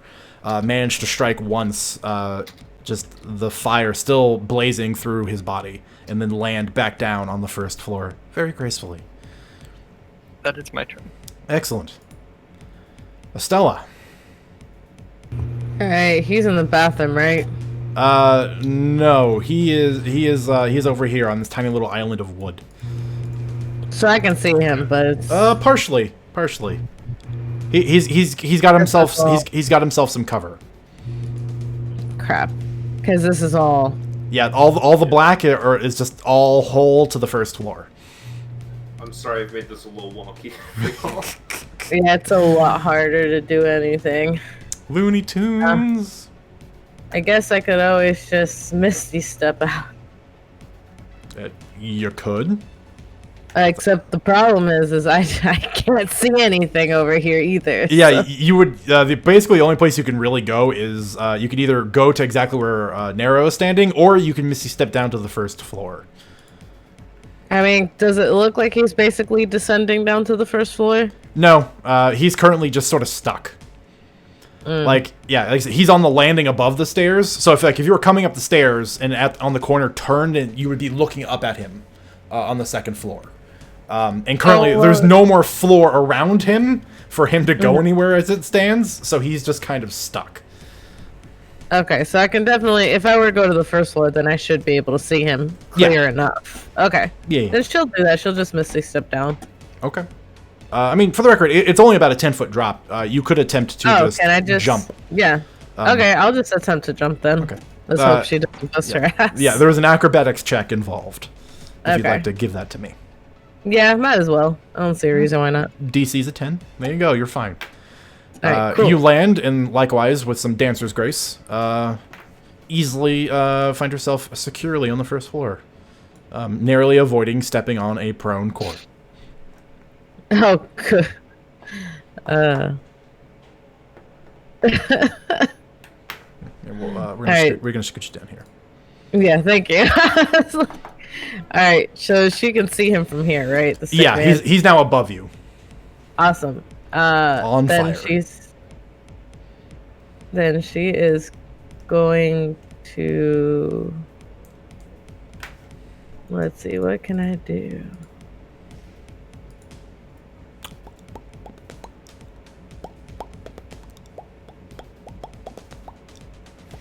Let me see if there's anything I can... Well, other than attacking him, I mean, let me see what I can do. Oh, that hole worked out really well. He's like, he wouldn't be able to get through the parents' bedroom, like, Yeah, his positioning is a little awkward, because he's capable of jumping, but he doesn't have, like, any great straight lines that don't just lead him to a dead end. yeah, like... His best option is to...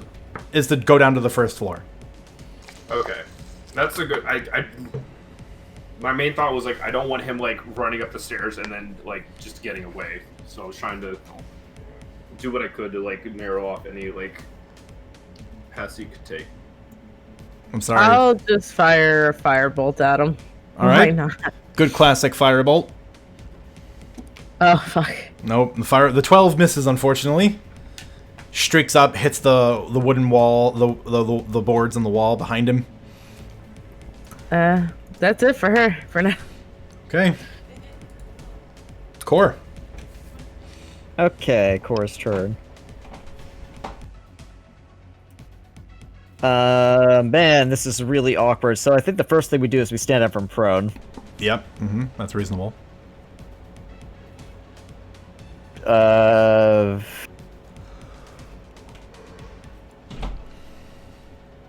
Core will spend an action changing the armband to a different color.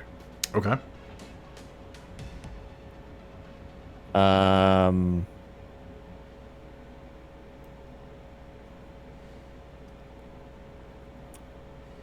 What will we do from here?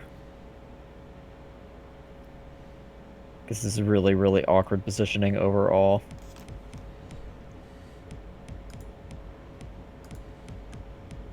Well, we're gonna move here. That will be all of our movement. We have a bonus action. You said potions were a bonus action if they're being administered to yourself, right? Correct. Core will administer a level 1 healing potion to himself. What am I rolling? It's a d6. It's plus, 1d6 plus your con mod. Okay. I will do this. Not bad. Not bad at all. Alright, Core will drink that just to give himself a little extra. And will keep his eyes on the situation above. Okay. Straw man. I'm gonna roll a d6 real fast. 1D. Okay. Well, he's up on an island. has not had any luck in identifying where the child is. I mean, yeah. He is going to claw at you twice, Narrow. Okay. The first one is not going to hit with a whopping 12. Oh, I'll come back here. And the second one, natural 18 for a 24. Yep, that hits. Okay. Nice, nice. 7 points of slashing damage. Okay. And then it, understanding at least partial part of its predicament, which is more to do with the lack of child, its shriek has recharged, and I need everyone to make wisdom saves again. Everyone? Okay. Everybody. Before that happens, I would like to use a racial feature Okay. before I make my rolls. Neils. Both Haba and Nero are going to activate Whispers of the Dead. Ooh. Okay. Yeah. All right. So when this ear-piercing shriek emanates from the straw man once again, attempting to disorient and disabilitate you, Haba and Nero, you call upon a power that is within you that is both a gift and a curse, in that it can supply you with knowledge that you would not otherwise have, but it also, in turn, fills your mind with thousands of whispers of tormented souls. Those beings that have been lost in Scath and have been tortured or consumed because of it. But perhaps the distraction will save you. So please, wisdom saves from everybody. All 5 of you. I am going to use inspiration. Good choice. Ooh, nope. Oof. Oof. Oh, 15. For Nero. Well, Don was not wrong when he was like, you guys last week were rolling like champs, and now here it is. Yeah. I will also use inspiration. Okay. Yeah, I have no more inspiration to burn, so yeah. Okay.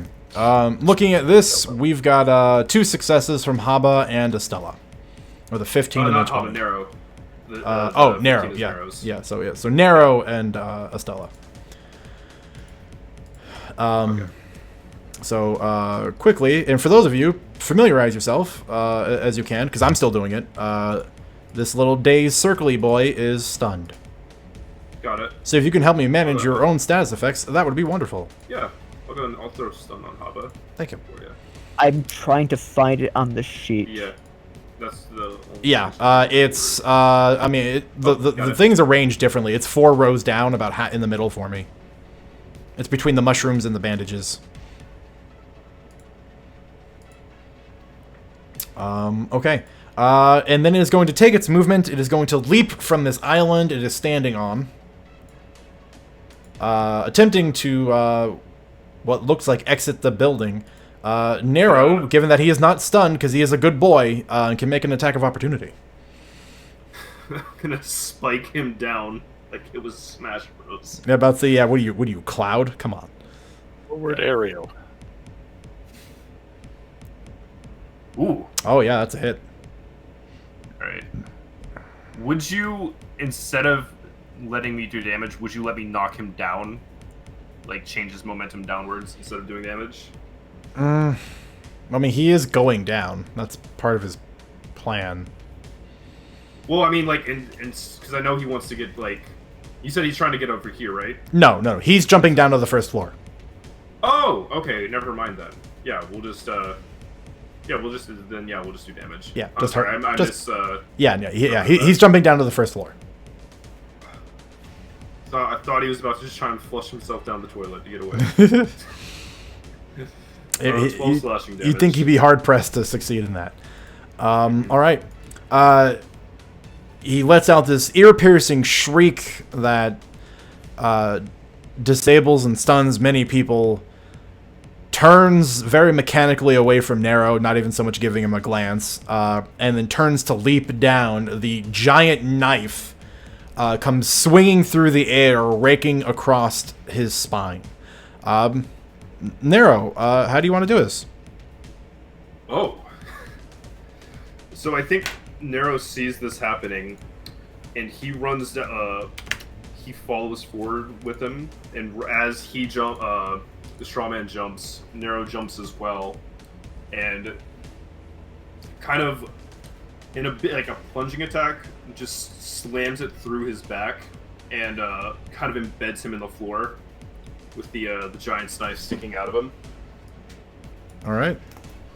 As previously mentioned, we're going to do that, and I'm going to drag you both down to the first floor. As in a sudden ruckus upstairs, which involves some climbing, some jumping, and some stabbing, both Nero and the flaming remnants of the straw man come plunging down to the first floor with the giant's knife pierced through his back and being stuck into the stone-tiled floor of the first floor. We are going to... initiative is done. Cool. The stun will wear off briefly in a moment, and you all sort of come to your senses, and this is what you see before you. The impaled straw man on the floor in front of you.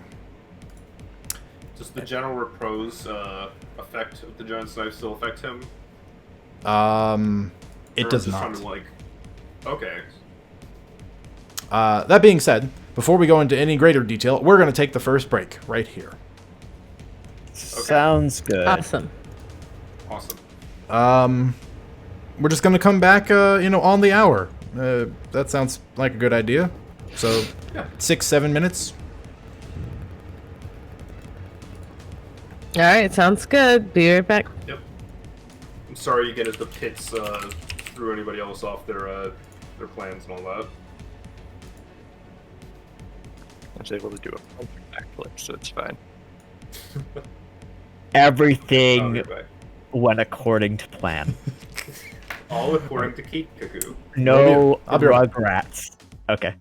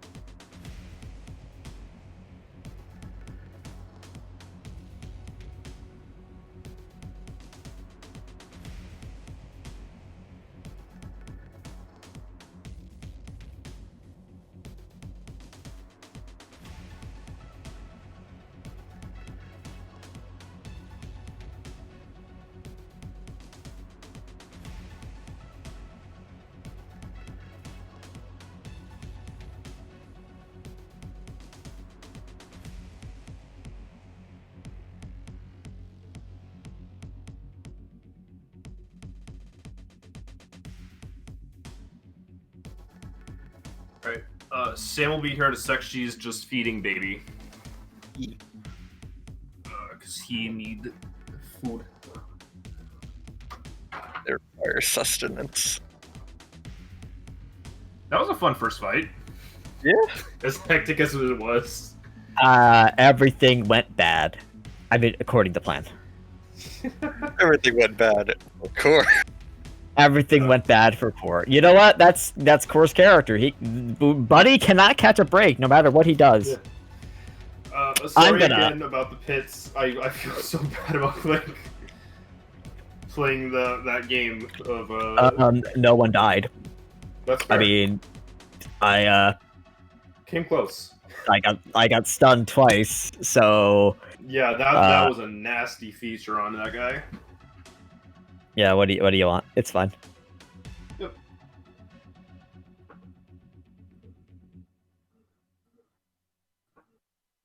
Alright. Sorry, I'm just informing you. Sam is feeding baby. She will be here in a couple minutes. He needs to eat lunch. You know. I understand. Babies should eat food. Okay. Okay. Cool. So we'll just kind of wait. You have scran. Mhm. You have scran, not cereal. Give me a chance. That's a nasty monster, though. I gotta give you credit for that, CJ. Oh, he could have gotten nastier. He's spooky. Just you That wait. stun feature was like, whoa. Yeah, the shriek feature was pretty strong. Here, while we're waiting, Daisy girl, come here. I'll show off Oh, Doggo. see the puppy. Come on, Daisy. Hello, Daisy girl. Oh, look Say at hi. her. Say hi to people. You're a good Oh, girl. look at the puppy. She's such a good girl most of the time. She's still learning things. It's hard transitioning an outside dog to an inside dog, you know? How old is Daisy, by the way? We don't know. She's 2 to 3. Okay. She was living on a reservation when they found her and rescued her. So they don't Okay. really know how old she is, but she's about 2 to 3. Hi, Daisy. She acts like it.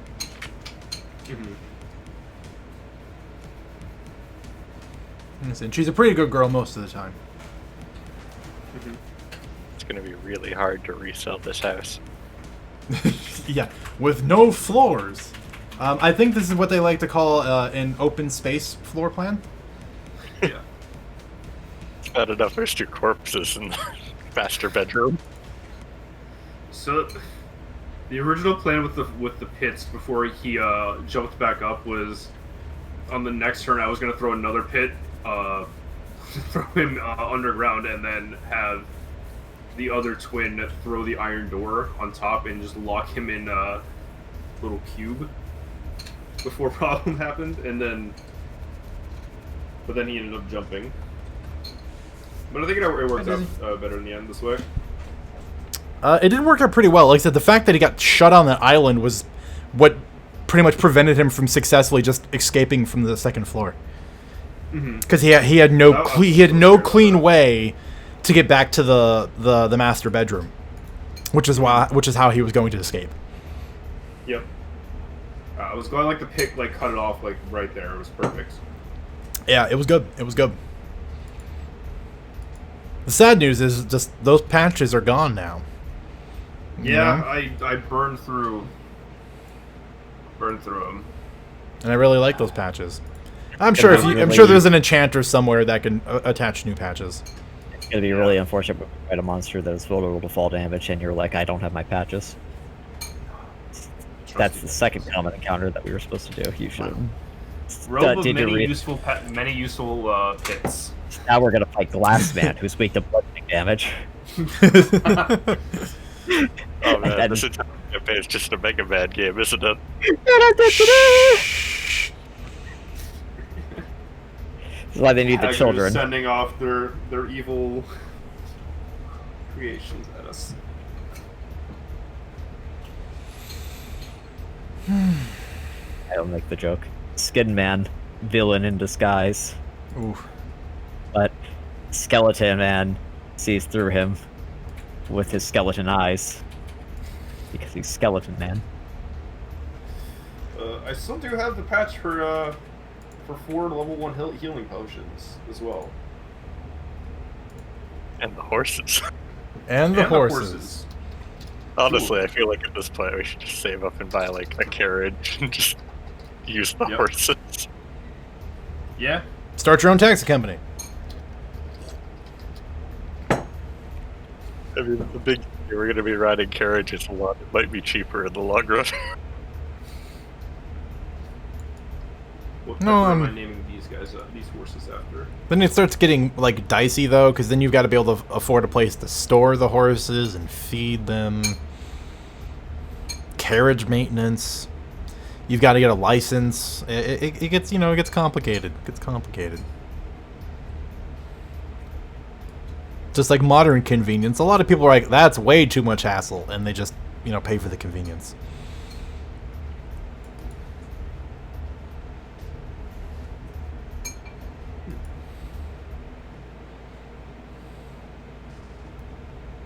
Now I'm very interested in giving you guys a portable hole at some point as a magic item. I've always wanted to give a group one, but I've never had a substantial enough reason, and they've never just stumbled into one randomly. What happens if I have Nero absorb the portable hole? Can he just...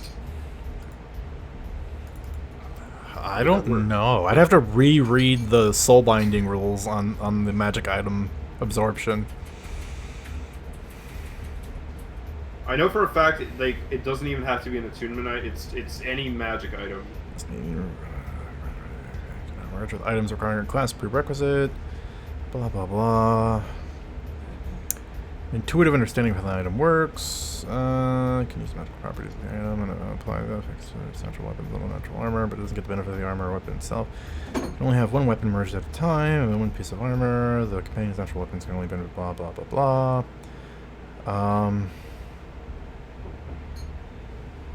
No, it's really interesting. It literally doesn't mention like wondrous items. It's really only talking about weapons and armor. But it doesn't say that it couldn't be any of those other ones. I played a Lingering Soul in a game once that has a similar mechanic of, like, to use magic items, they have to kind of absorb them into themselves. Mm-hmm. And one of my magic items was the Horn of Blasting, so I just reflavored as the character screaming really loud like a banshee. Sweet. I would want to do that with an alchemy jug. Oh. Start vomiting out mayonnaise. Yeah, but have you ever wanted a gallon of mayonnaise?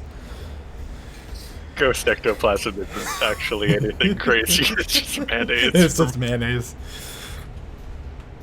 That's horrific.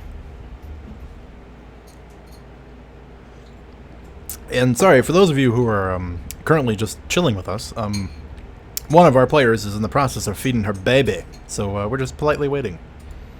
Because you gotta feed babies.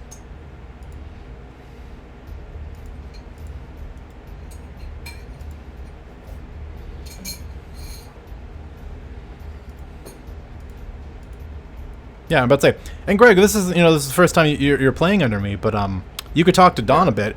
My monster design gets way more out of hand later. Good. Like, we can have a conversation pertaining to certain things later. I think it could be a productive one. Mm-hmm. I am interested in discussing thoughts. Because I'll be honest with you, I've been wanting to bring back the Maledrix for something, and because it tore up the Marchers, so I think it would do a hell of a number on any group I'd throw it at, or a swarm of them even. They're arachnid like undead that have an aura of silence around them. They're pretty nasty little beasts. Oh, I remember those. Yeah, I really like them. They make really good antagonists as a single unit because they're very mobile and they're great at assassinating people because you can't hear it approaching.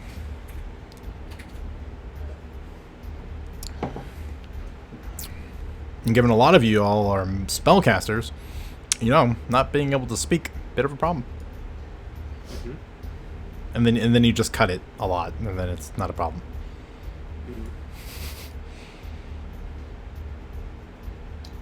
I gotta say though, like actually, like finally getting to use it in your combat scenario. Soulbinder's spicy.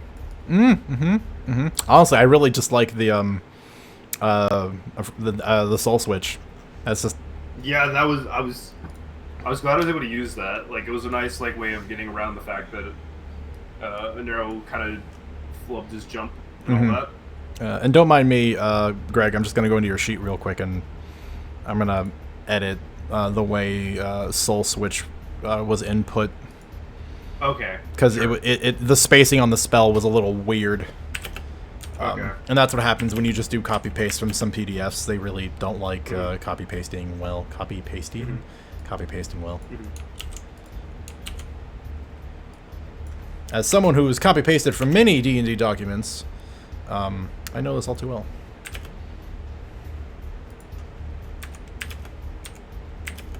And I'm a stickler for cleanliness and documentation. I apologize for the wait. I am back. Quite all right. Welcome back. Is baby fed? Baby doing better? Yep. Fed, changed, happy, watching Bubble Guppies and eating gummies. Man, that sounds like the life. Can we trade? Right? Ooh, I want that. But I guess someone's got to run the game. Dude, And he can't run it just yet. Yeah. So All we'll hear is sun, moon, cloud, rainbow. I'll switch with the baby later. Don't worry. But for right now, I'll stick to running it. So, welcome back. You just finished what was a harrowing encounter with the entity known as the Straw Man, a tall, lanky figure that appears to be constructed of wood, straw, and dressed like a man in a green suit and cloak, with an unusually wicked smile on its face and glowing eyes. Nero, in a daring display of just absolute nonsense and heroism. Heroism's probably a better word. Leapt over the railing of the stairs up into the second floor as the straw man was attempting to make its exit, and with his giant knife blade drove it into its spine and rammed it down into the first floor, where, still on fire, it ceases to move.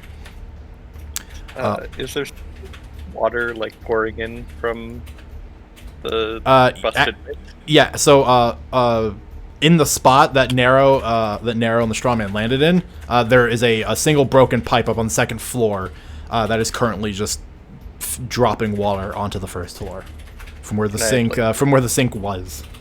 I'd quickly just drag the corpse underneath the water to douse it. Okay. Yeah, it's surprisingly light. But yeah, you can easily drag it over, and it just slowly pours onto it, and eventually will just hiss and steam and turn out.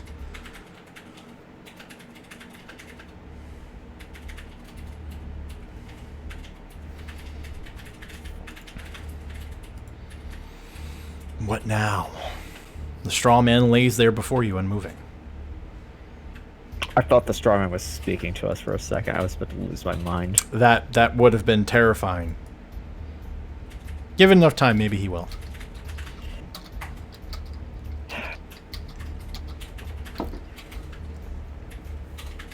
What is this thing? Sure, but we should probably try to find out. We should probably get out of here before something else comes along. We made a lot of noise. There'll be a lot soon.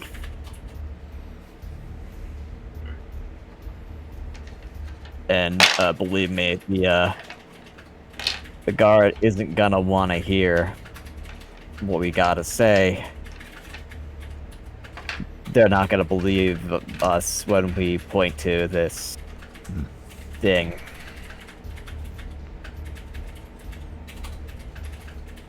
I say we take it and we go. That's fine with me. Nero says as he's kind of like opening up the big suitcase and like the chef's nice case. And he just kind of puts the greatsword back in, clips it, and affixes it to his back. I'm assuming I'm carrying this thing. It's the Monada. Meanwhile, Haba's kind of like rubbing his shoulders, like almost like it was cold, and as he's doing that, he's casting Cure Wounds on himself. All right. And that'll be my last spell slot until we rest. 1d8 plus spellcasting mod. Ooh, Ooh, nice. that's a thick cure wounds if I've ever seen one. Sorry, that was not. There we go. Okay. Core grabs onto his necklace. And he tries to activate a bead. What bead are you trying to activate? Cure wounds. Seems like a reasonable thing to do. Core, I'm gonna need you, before you take that 3 HP, I need you to roll a religion check. Alright. Okay. The bead activates normally. Alright. Spellcasting modifier for this is... It's based off of, Wisdom? yeah, it's based off of wisdom. Alright, so that'll be 4. That's going to Estella. Okay. Stella, Or- you regain 4 HP. With frustration, holds the necklace, and he looks at it accusingly here. And he mutters a command word. I'm pretty sure this is in a language he doesn't understand. It is in Celestial, so. Yeah. So he says something in Celestial, and he touches you on the side, and your wounds begin mending slightly. And is it +7 or just +4? So it's just a total of 4 HP. 4 Core, HP, got it. Core puts the necklace back around his neck, but he looks at it with just this clear aggravation.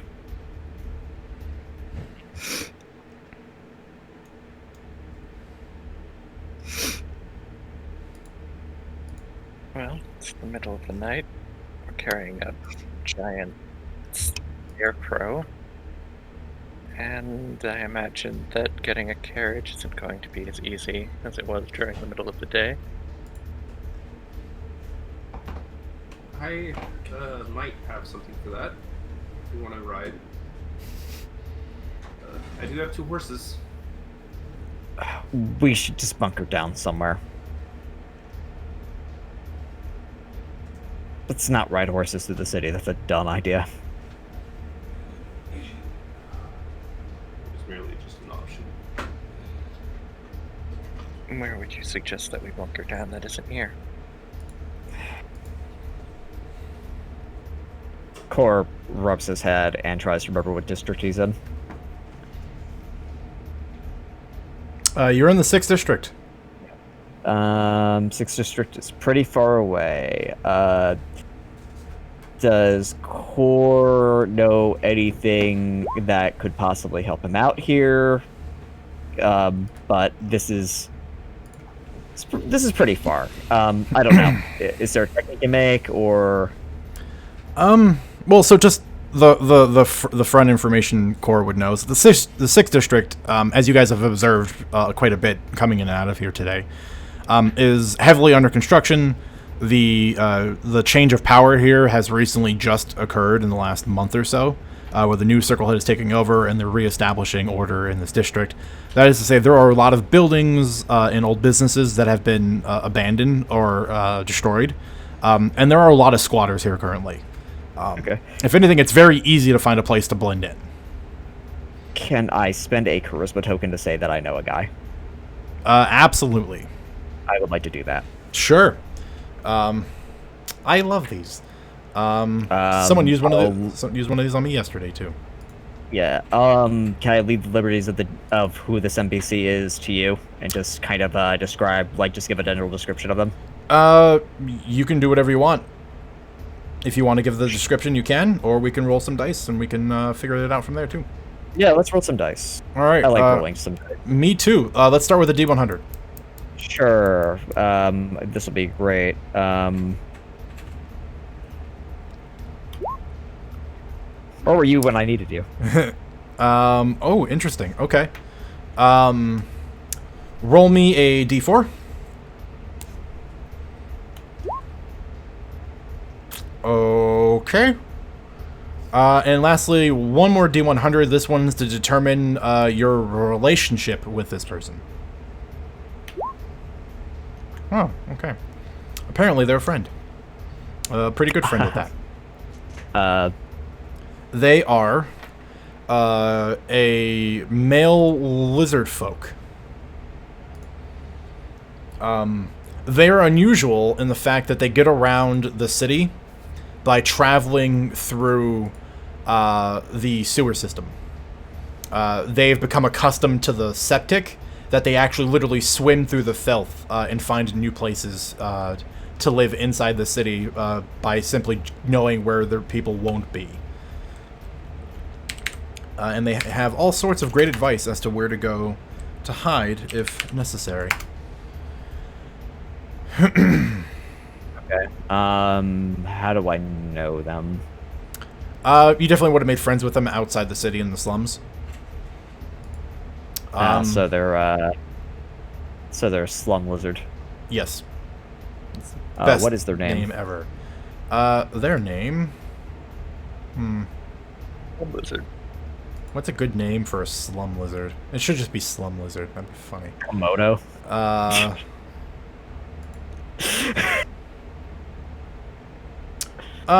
Let's go with, I want something guttural. Let's go with Grusk. Grusk. And here it is. Oh, nope. I did hit that button. That's the wrong button. Hang on. Firefox is trying to show me the code for this. There you go. Grusk. Okay. And I know that they're in the area. Yeah. They are they are in a nearby area for the sewage treatment plant in this district. Okay. Core will say,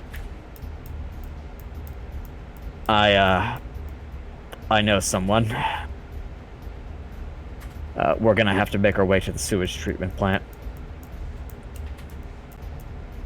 We'll be able to get some help. They're reliable. Lead the way then. All right. I'll try to get there as quickly as we can. Maybe I'll screw this up too. He just says as he begins, I guess we'll just make our way out through the front door. Okay. Oh, pardon me. You did it. All right, so you are going to exit the abode, Narrow carrying the remains of the Shrawl man, leaving behind this home in a mild form of disrepair. And you begin heading westward towards the wall that separates the two districts, and also that where the sewage treatment plant is a little bit southward. It's going to take a little bit of time. And this district, while not completely under the control of the new Circle Head, does have, for the time being, borrowed guardsmen in the form of the Peacekeepers of the First District. And as always, they walk together in pairs, and at night, when a lot more things tend to happen in this district, they are out here in larger numbers than during the day, where it's typically filled with workers. Are you trying to avoid being seen? I think that might be for the best, just to be quiet, because at least Core doesn't want to attract attention to his friend, and he doesn't want to give an explanation of this. Okay. Then I'm going to want a group stealth check from everybody. But for Nero, it will be at disadvantage for dragging along the body of the straw man. Got it.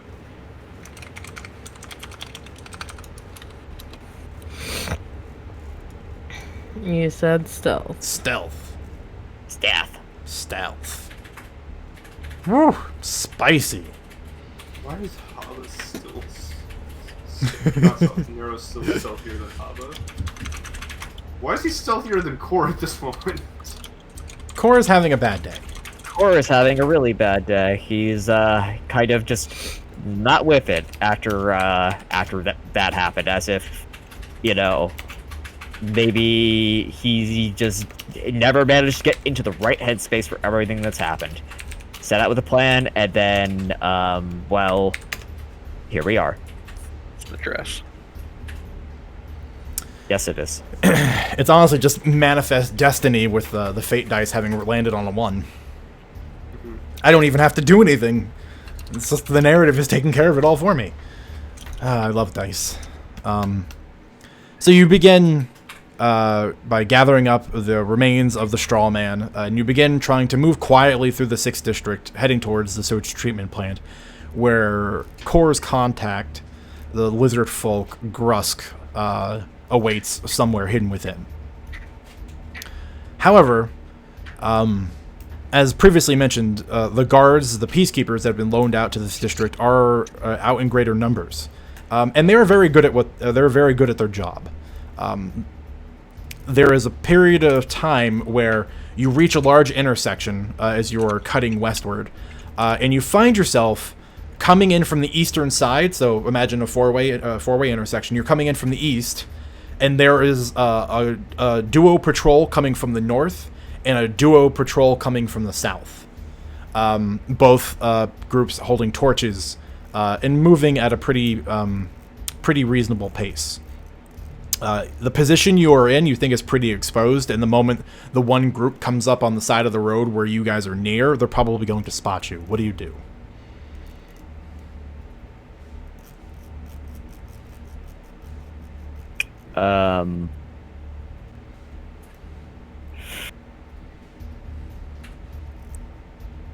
Have they seen us yet?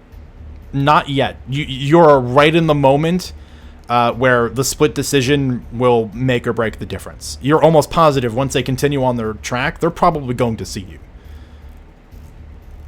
So it is in this moment right now the choice you make that might be able to save you.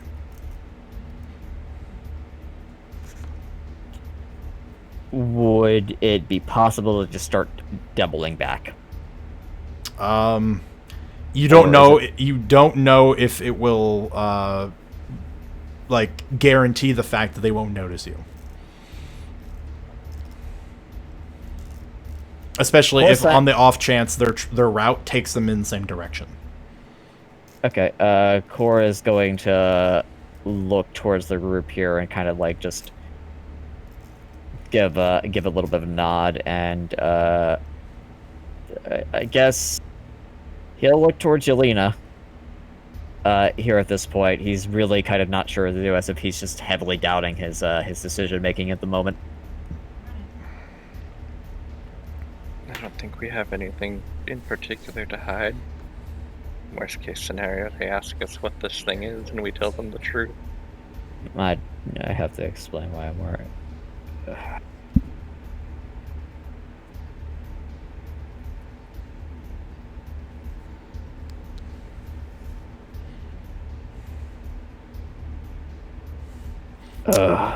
Habanero, any input? Not really.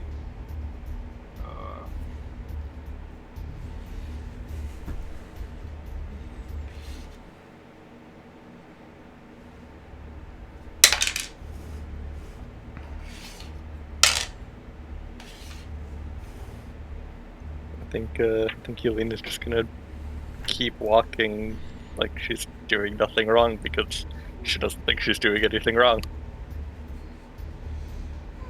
Of course, just gotta follow Yelena's lead, walking in tandem. Okay. we don't acknowledge that we're carrying this giant strawman, they won't either. You know? Fake it till you make it. Yeah. Okay. Well, you, with confidence in your step, continue striding towards the intersection, where the two patrols make it to the respective corners, where there's a brief exchange you can tell across the way between the two of them, where there's just kind of like a hand signal and a nod, like the all clear, everything's quiet, and then the one patrol on your corner turns directly to face the lot of you, while the other one turns to walk away. But the peacekeepers, these individuals in geometric dwarven armor that is colored in gray and silver, notice you, and one raises up the torch a bit higher.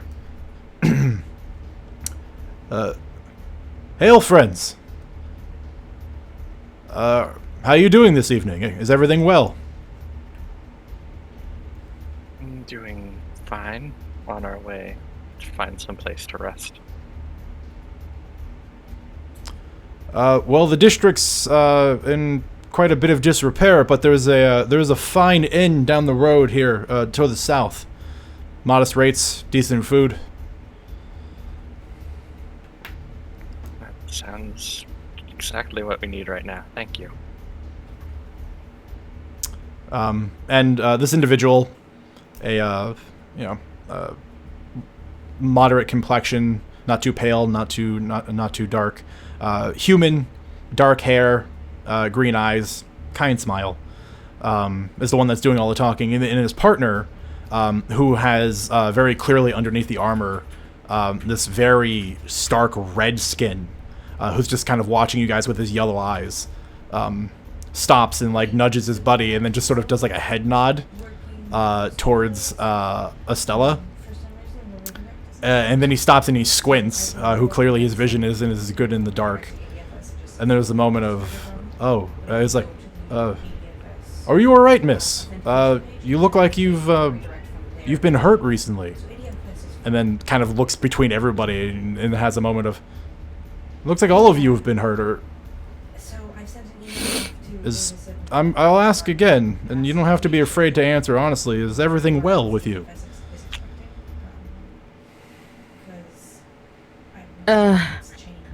Everything's good now. Thanks for checking in.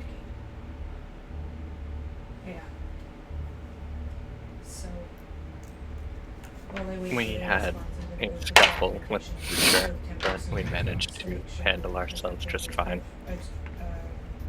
Left the certificate Roma because that doesn't seem to be making a difference. Is there anything the peacekeepers can do? Would you like us to go investigate this?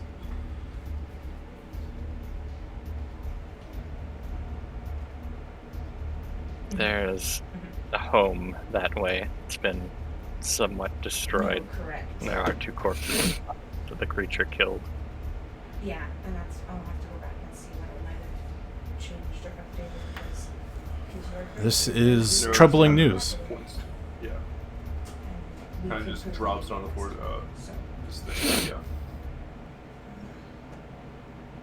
I'm sorry. Did you just say you dropped the straw man on the ground? Yeah, just kind of like just maybe not drop it. Okay, I kind of just like shake, like point my head towards the thing I'm carrying. Yeah. You're just making a point of this thing. Yeah. Yeah. Right. The human guard with the torch, he gets much closer now. He closes the gap, so he's only about 10 feet away. Continues to get a little bit closer, and when he's almost within arm's reach, he kind of looks to you, Narrow, and then looks to the thing you have basically slung over your shoulder, and he goes, do you mind? No. I'll slowly set it down to inspect. Can Core roll an insight on these guys? Sure. He does not trust them. So it's... Can I yes. Can I spend a charisma token though for Narrow to know the human of the group? Sure. You're more than welcome to. Okay, cool. Alright, I'm gonna still roll that insight. Yeah, roll the insight check.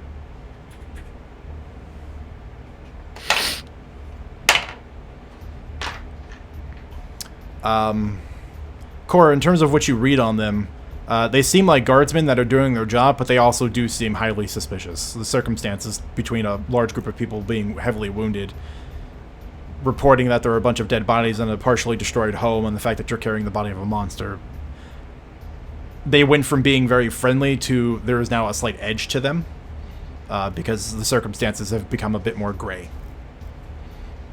Does Core share that information at all? You see that Core just remains guarded. He doesn't say anything out loud. So Core is being Core. Core is being Core. Core is looking at them like maybe something could possibly go down here. But also Core probably looks really ridiculous right now. He is probably dusty. He hasn't cleaned himself off. He is dressed as a little girl. Yep. And it's probably very clear by now that he's a halfling. And no one is acknowledging this whatsoever. It's, you know, the guards are trying to be respectful of people's life choices. They're more concerned about people being hurt than a male halfling in a dress, you know? It's just one of those, you know. And you said that the Peacekeeper is a little bit sus? Well, yeah, reasonably so, after the story.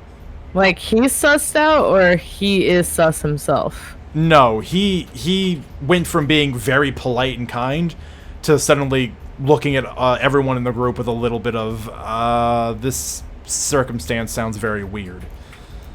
Oh, okay, so it's more like he's looking at us like, that's a weird situation y'all got yourselves in. Yeah, well, and after the mention of dead bodies being left behind in a house, it's like, well, they're saying that this thing they're dragging with them killed them, but what happens if they killed them, you know?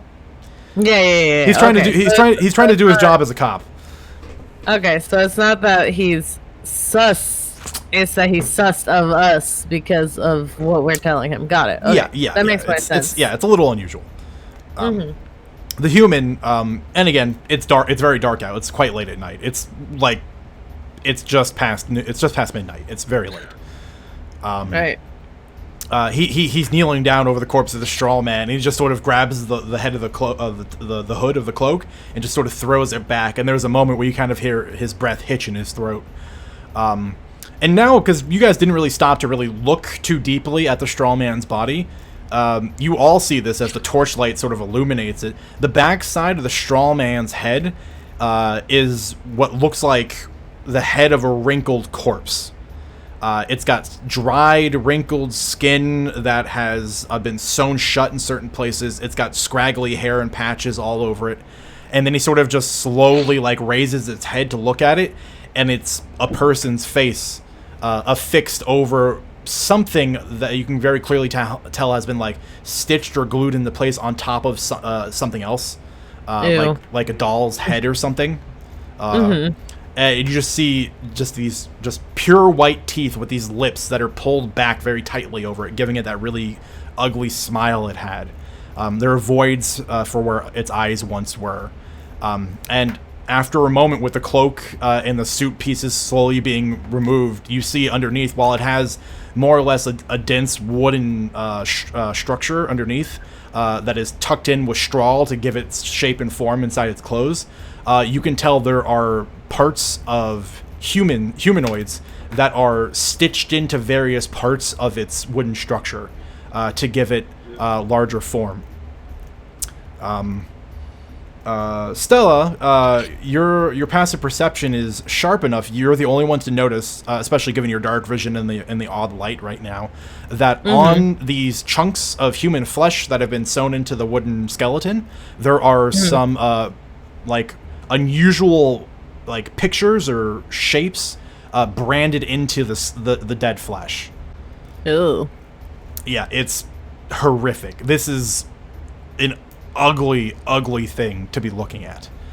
And the guard just has a moment where he's like, his breath hitched in his throat. He was very clearly startled, and then with like very shallow, narrow breaths, he's cautiously like revealing more and more of this thing, because it's his job, but he's currently really hating it.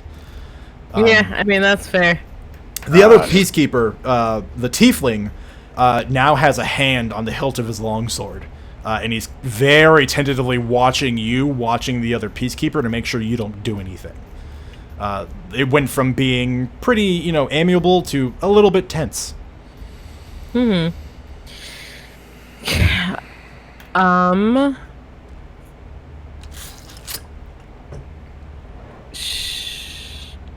Can her passive perception tell her about how tense things are, or is it just obvious to everybody that things are a little tense because of lack of information? You're also pretty insightful as well. Passive insight tells you there's a little bit of tension growing here. Okay. But sounds like Core has something to say. Core is going to, because he realizes this. I think he's the first to notice the tiefling's reaching for their sword. No, it's not like drawing, but the hand is very firmly grasped to the hilt. Yeah. Core just, like, stuttering, he just says, this thing, it was moving, and, this thing, it was going after children. And that's why I'm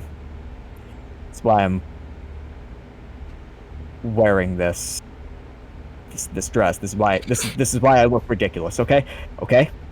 So look, you don't have to. You're making me nervous with that. Core looks at the tiefling and he just says, we're doing a favor. We just learned about this thing. It's the first time we're seeing it like this. And man, I don't know what this is. Look at this thing. It's stitched.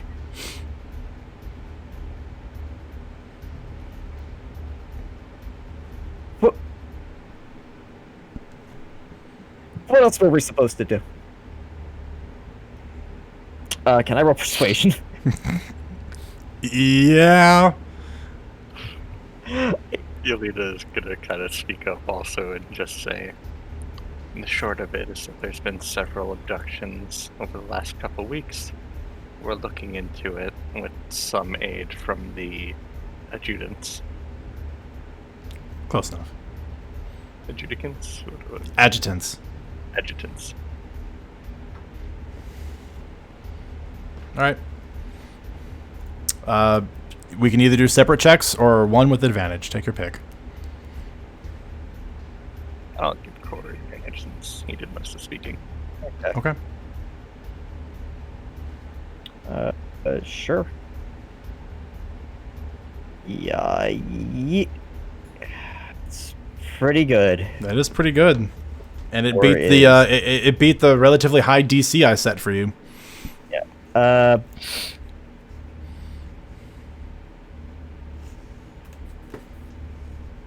Yeah, I think just how freaked out Core is and how ridiculous of the situation helps ease the tensions here. It does. Just because he gives a reasonable enough explanation of, hey, I'm a little girl. Oh my, oh my goodness. That's all right. So that's Core, but Core does not look like he's really calming down too much. He is kind of, he's clearly very worked up. Yeah, little jittery. There was a moment where the peacekeeper that was inspecting the straw man stands up, clearly a little off put by the corpse. But when he finally stands up with the torch kind of following up next to his head is when he actually notices, for once, you can tell it sort of clarifies on his face that the individual that he was actually just speaking to, because he was very focused on the body, but now no longer really wants to look at it, notices that one of the people in the group is in fact Nero. And there was a moment where you sort of just exchange looks and you go, oh wait, we know each other. That's funny. Yeah. I'd like to think they're a regular at the restaurant. Yeah. A once a week guy. Yeah. Peacekeepers get paid a decent wage, but it's still a pricey place to eat at all the time, you know. It's his treat yourself meal. Yep. He looks, gives a polite nod. After just sort of having like taken everything Kor has said. I would honestly, first of all, this is a very unusual circumstance, but Nero, it's good to see you. I wish it wouldn't be like this. Yeah, no, it's awkward. Oh, I was gonna say, Big. Yes, because I'm getting the connection. that is an understatement for the situation we're in. Like 9 hours later. But that being said, and I think my partner will agree with me when I say this, that everything that's been spoken here sounds very authentic. While the circumstance is unusual, we certainly don't think you're responsible for this, and he gestures to the strong man's body. Or necessarily the deaths you've reported. There would be no reason for you to tell us this sort of information if you were responsible for it, and we had more or less walked headlong into you on the street. That being said, this is unusual, and we are going to have to get some information and do an investigation. There are deaths, people are missing, and whatever this thing is warrants some digging Yeah, into. because I've been getting them. I was just really surprised. It's starting right now, 9:30. Cal, would you take some of their information? I need to get a breath. And the tiefling just kind of nods, and the human steps away for a moment, like 10 feet off, just kind of like taking a couple of deep breaths. And excuse me, I need to use my own setting-specific names. The Forbana or tiefling. The Forbana steps up, clearly much cooler and level about this situation, despite how weird it is. Steps up and removes a notepad from his belt. We will be doing this pretty standard by the book. Names, place of residence, place of employee.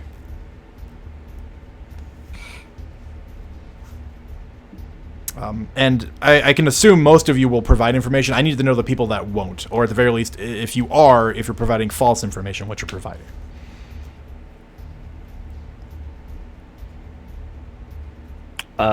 Core will just say, I'm gonna roll something here.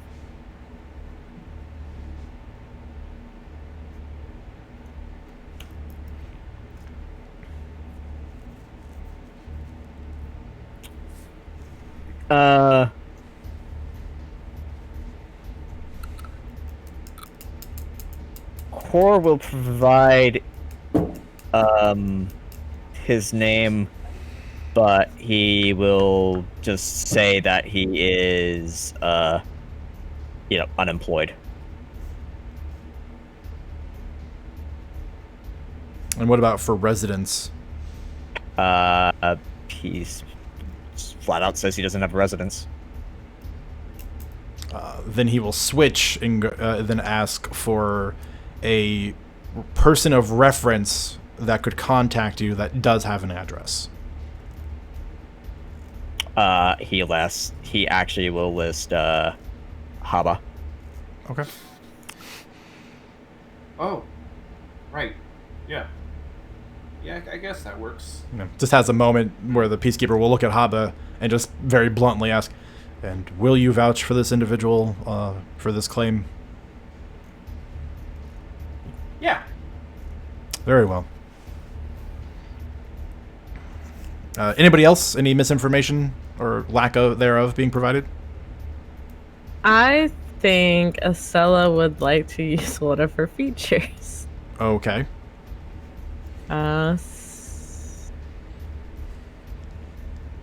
She is going to use Silver Tongue. Ooh.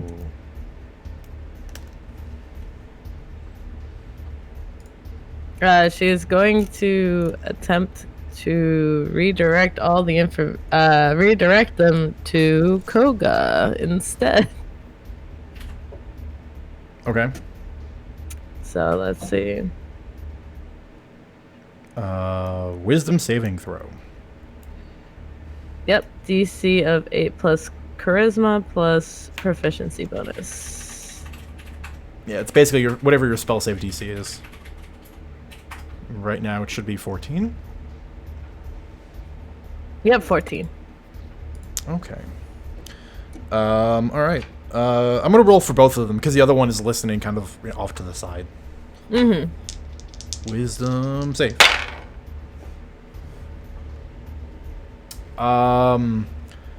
The human guard is going to fail, but the tiefling is going to succeed.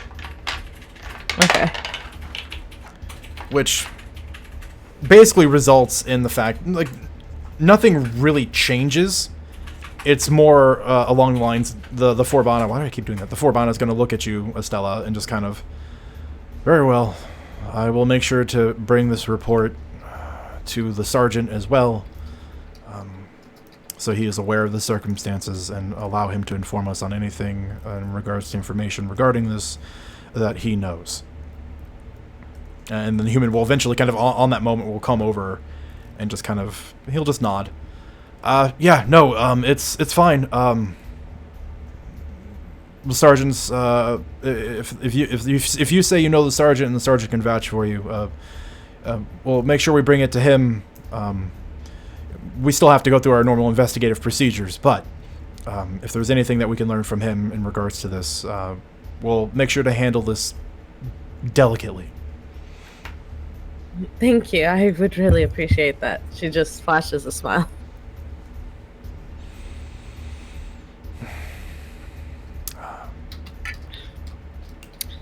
You know, it was worth a shot. Worked halfway. Exactly. Elena is just upfront with her address and name and everything. Okay. Yeah, the Forbana is just taking down everyone's information as is protocol for them. And the human's eventually going to have a moment where he takes another deep breath, and then he goes, "We're going to let you go for this evening. You're free to go wherever you please. We'll contact you when necessary. But I have to ask, given that you're claiming the sergeant can vouch for you, what do you intend to do with this body?" Out of character, we're intending to basically look into it, right? Like, figure out where it's coming from, if someone's, like, controlling it, stuff like that? Yeah, we're gonna get it checked out by our spellcaster, basically. Okay. I think that's the gist of what we're gonna be doing. Okay. She'll just look at the guard and say, or she'll basically say, we're going to show this body to someone we know that could tell us a little bit more about it.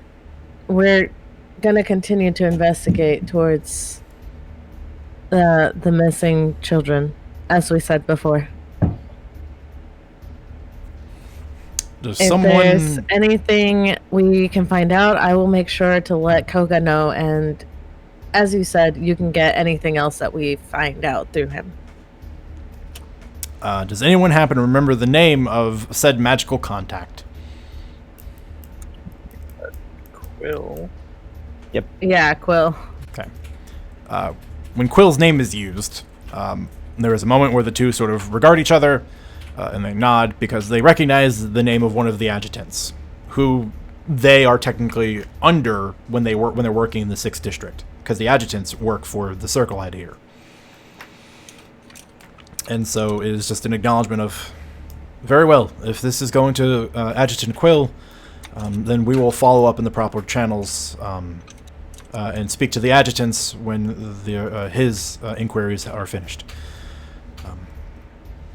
Might I suggest actually going to the inn I recommended down the road, so that way you have someplace that's safe and comfortable. We can escort you there, and we'll even pay for a couple of rooms for the night, given the trouble that we've given you for this time, and to make sure that the corpse is well managed. Believe that would be agreeable. We have no want to disturb anyone, as with this thing. We didn't realize just how disturbing it was. The human peacekeeper gets a little bit more green around the gills again when mentioning it. Very well. If you will follow us, we'll escort you there.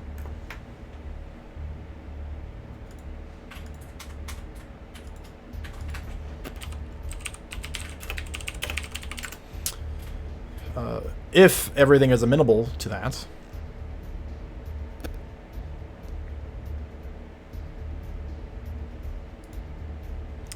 Core has no protest. Yeah, no protest on my end either. Right. Then the two peacekeepers will escort you back down the way they came along the long avenue.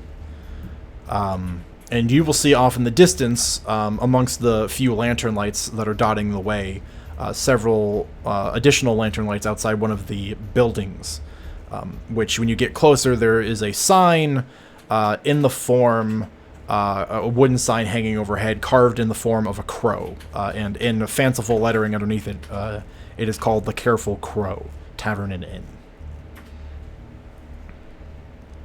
The exterior of the building, it's a 4-story building, which is pretty pricey to have inside the city. But the exterior, it's very clear that it has seen better days. There are parts where the paint is chipped off and is flaking. Several of the windows have been broken and boarded up. You suspect this place suffered pretty greatly during the transition between Circleheads when the last one was killed, and it was sort of left open for about a year before a new one was elected to put into its place. But it seems the owner managed to keep the place open and in well enough repair. The human peacekeeper is going to stop before entering into the tavern, and he's going to take off his gray cloak, and he's going to, with a little bit of help from Nero, wrap the straw man's remains in it, to make sure no one really catches anything more than they need to see. The Forbana will walk in. The interior is well lit. You can smell that there is the remnants of what was served for dinner still kind of lingering in the air. There are like 8 round tables off to the corner where there's a small fire lit to warm the interior during these colder winter nights. There's only 2 people downstairs currently sitting in the table in the center of the room, and they're just kind of playing a game of cards between each other. Looks something akin to like playing war. And there is a gnomish bartender who is standing on an elevated platform behind the bar, just sort of sitting there kind of bored, leaned against one of the edges, and it looks like he's just like reading through a periodical with like these thick rimmed glasses and this just head of full bushy white hair that's very curly. When the door opens up, letting in a gust of cold air, he looks up, squinting to his glasses, and he takes them off and puts them down as the peacekeeper comes in, escorting you all. Pardon us, innkeep. We need a room. He stops, he turns around and counts. We'll need at least 3 rooms for the night.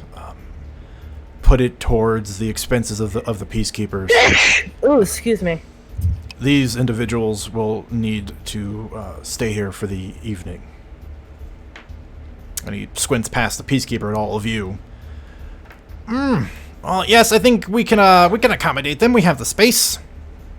Please come in. Close the door. It's dreadfully cold outside. All right. Peacekeepers are paying. Wonderful. I'll make a note and send it to your office later. He looks over at the group of you as you're sort of escorted in. How many rooms would you prefer? You know, this fine lad said 3, but there's more than 3 of you. I don't know if you have privacy issues or if any of you are together. You know.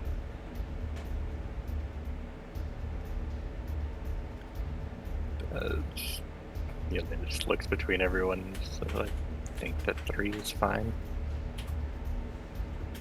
Yeah, that's fine. Okay. And he has a moment where he's looking between everyone, and then he stops and looks at Nero, who is carrying more or less what looks like a body wrapped in a cloak. And he just has a moment where he stops him, and he looks at the peacekeepers, and there's just a very quiet, solemn nod, like, everything's fine. And he goes, okay. 3 rooms for the night. Right. And, he pulls out a small drawer that's like behind him on the platform he's standing on, and he pulls out a key ring. All right. Do you want all the? No, it doesn't matter. We have 3 rooms. 3rd floor, room 33, 4, and 5. All adjacent. You just gotta climb some stairs. I hope that's all right.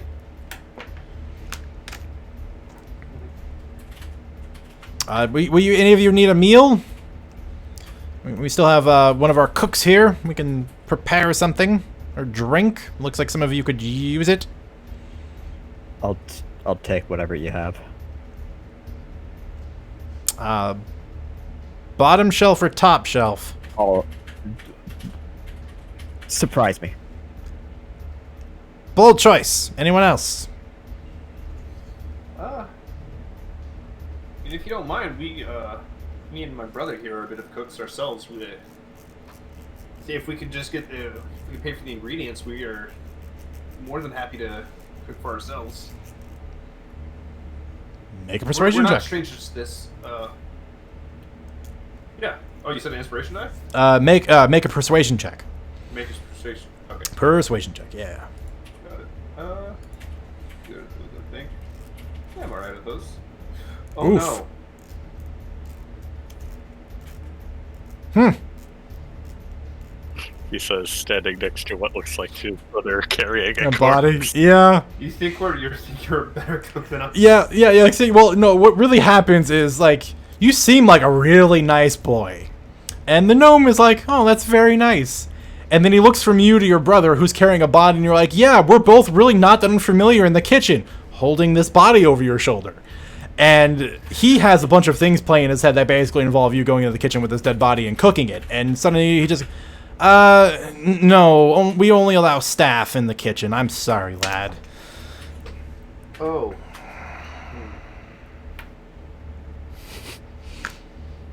Okay. Alright, in that case, I'll just order a modest meal. Alright. I'll take a meal and a drink as well. I'm not picky. Okay. I will start getting things ready for you. Like I said, rooms, 3rd floor. Bit of a walk. But you all look young and strapping and shouldn't be too difficult for you. And he puts the keys on the counter and just like pushes them over towards you. He claps his hands together, and you'll see an unseen servant begin moving around behind the bar, beginning to fulfill drink orders. And then he walks to the other side. Bartholomew! Food! We need 3 meals! 4 meals? You know, just make it 5. And, yeah, he just, you know, he waddles off to keep busy himself, getting your stuff ready. Are you guys gonna wait down here, or are you going to, visit the rooms first? Nero's gonna go up to a room just to put the stuff down, so he's not carrying it still. Mm-hmm. And he'll wait up there with it. Okay. He was gonna look at Estella and Core and say, so how are we splitting the rooms? I assume that those 2 are going to be sharing one. I'm okay with sleeping in a room by myself or sleeping with one of you. I don't really have a preference. I could really care less about the sleeping arrangements. You probably want your privacy, though.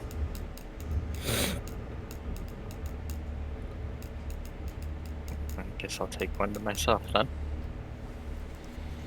neither of you care too much. Nope. Nope. After a few minutes, plates of hot food will come out. Stew, mildly stale rolls, roasted vegetables. Pretty hearty, pretty good for this time of year, cold weather. You will be served drinks to your tastes. Core, you are given a flagon that is filled up 80% of the way with some sort of light wheat ale. And then you watch as he drops in a shot of something into it. And then he just puts it in front of you. Or just grabs it, he just starts guzzling it. Yeah. After a moment, when you sort of actually take a moment to breathe, the ale, pretty good. Like I said, it's light, a little citrusy, pretty pleasant. It was a shot of pretty low shelf whiskey. Okay. Core's just going to just, like I said, he's just gonna go and just until the entire thing is gone. He doesn't even really wait for the food to accommodate it. There's no savoring flavor. He's doing this just to, fill himself and maybe to give him something a little distracting. The peacekeepers will give their awkward goodbyes and depart from the tavern. Where it's mostly just you and the gnomish bartender and the unseen servant who is running food back and forth. Nero, how long are you staying up there with the body? He's staying up the entire time. He doesn't want to leave it alone at any given point. Okay, so are you just sitting on a stool staring at it in the corner? Pretty much. Getting some Jeepers Creepers vibes. Yeah, he's got a whetstone, and he's just kind of maintaining his big knife.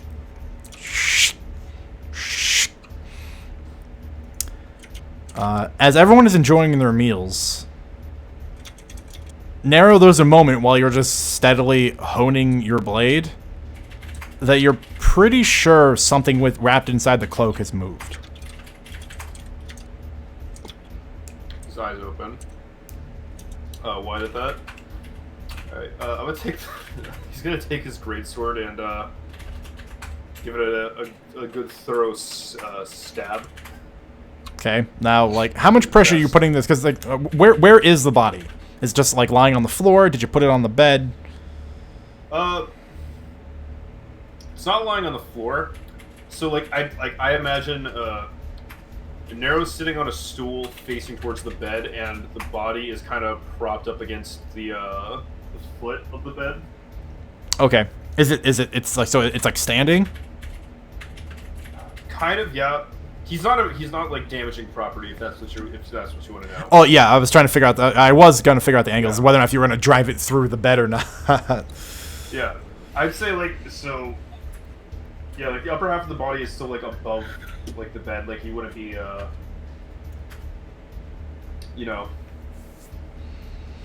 he wouldn't be stabbing into the bed. Okay. Yeah, no, that's fine. It was just if it was lying on the bed, if you'd stab it, it'd probably pierce the mattress, and I wanted to know for later when the gnomish, when one of the caretakers would come in and be like, "What the hell happened?" Yeah. And Nero lets out a sharp whistle. All right. Well, make an attack roll first of all. Okay.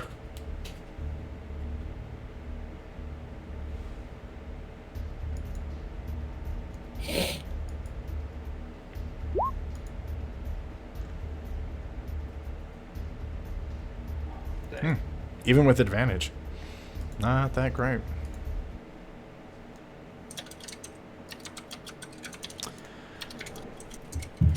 It is perhaps because Nero was not prepared. You saw something move within the cloak. For all you know, a rat could have made its home inside of the straw man's body, given what it is composed of. But not taking any chances, you get up with this large, giant knife and you attempt to stab it through the centermost part of its body. Except when you do, there's a tearing, shredding sound as one of its hands rakes through the rain cloak it was wrapped in. And the straw man is still alive. Yeah, that whistling gets louder and more frequent, and then just turned into help. This is the disadvantage about being on the 3rd floor. Alright, what do you want me to roll for that? Make a constitution check. This is literally, how loud can I be? It's pretty good. Yeah. Both Yelena and Estella, it's not very clear, but you can definitely hear Nero.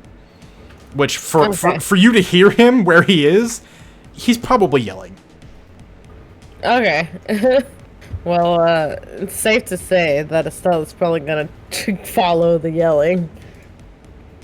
Oh, no. Estella, Yelena just kind of suddenly stands up, looking towards the stairs, and just says, "Something's happening." Haba starts bolting, like he was like mid-bite, and then he just hears something's happening, and Nero's alone. Core And just that very much scares him. Core just answers, "Oh, what do you mean?" Haba's already running up the stairs. The bartender is Jesus. also like, yeah, what do you mean?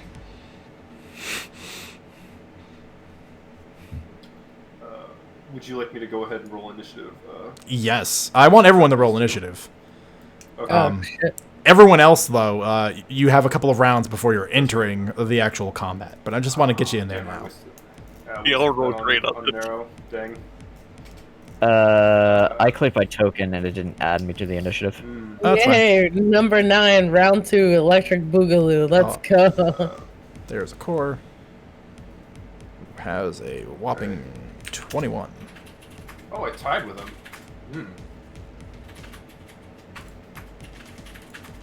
I actually rolled for Nero again. I made the mistake. So Nero should be a 22, actually- right? No, he should be a 17 like Haba. Because I forgot that it goes. Oh to yeah, they Haba's share. initiative. Right. Yeah. I just need to get used to doing that. Yeah. And he is actually going to go before you guys. What are your dexterity modifiers? For both of the twins, it is a 14. Okay, he is going to go before both of you. Okay. That being said, the first 2 rounds for both Cor and Yelena, you guys are just running up the stairs. Is there anything in particular you want to do, other than ascend? I mean, we're probably using our bonus action to dash more, but I don't think it's going to make that much of a difference.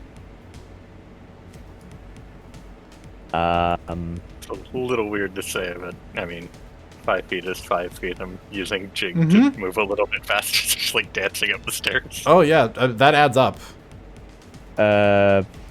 So moving at, 75 feet over a course of a full round, he just bolts as quickly as he can. Okay. All right, so you guys are just sprinting up these stairs. The straw man, and we are not, back in the house, because I didn't know you guys were going to end up in a tavern tonight. So I don't have one of those prepared. But that being said, I'm not going to rearrange any tokens or anything. We're going to think it out of mind for the time being. Got it. Which is the straw man now having freed himself from the cloak. His hood still partially drawn back from when the peacekeeper was inspecting him, and you just see this grotesque, stretched skin mask pulled over what it looks like a wooden mannequin's head, with these grisly teeth exposed. Its head is just unnaturally hanging off to the side as it's kind of regarding Nero. But then, in a moment of surprising speed, it turns and runs to leap out of the window. Do I get an opportunity? You do. Alright. I can't remember. Can you use your opportunity attack, like, because I know you can use like an attack to grapple instead. But I don't think You can can't do that. it with opportunity attacks, no. That's what I figured. Yeah, I actually had to check that. I checked that once. It's very, very specifically states what can and cannot be done. Ah, damn. With its preternatural speed, it manages to move out of the way of the giant knife swing. As it, and for fun, Nero, roll me a d4. We're looking at odds or evens. Odds, this window is boarded. Evens, it is glass. Damn it. Okay. And it will turn and at a full sprint crash through the window. And fall to the ground below. Where you will hear what sounds like the breaking of a branch. Just a and it's going to continue off somewhere in the darkness of the night. How far did it not did it take any like damage or anything like that from falling that height? You suspect it did based off of the breaking of the branch sound that you heard. Okay. Lost it. Yeah. So Haba's rushing up the stairs. What is Nero doing in the room, having seen this occur? What is Nero doing in this moment? If I ran out the window and jumped out the window after him, would that be feasible? It's a far drop. You're on the 3rd floor, so you're at least 30 feet up. Is it feasible? Yeah, you can absolutely do it, but you might. There's a good chance you might hurt yourself. I think he's willing to do it. Bold choice. Well, let me know. Yep. Actually, would Haba be able to get up to the floor, this floor, and then vision of Nero? No. Or, no? Not on this turn. No. Got it. Yeah, he's not. Yeah, he's not doing 3 flights of stairs in 6 seconds. Yeah, got it. Well, let me just check something really quick.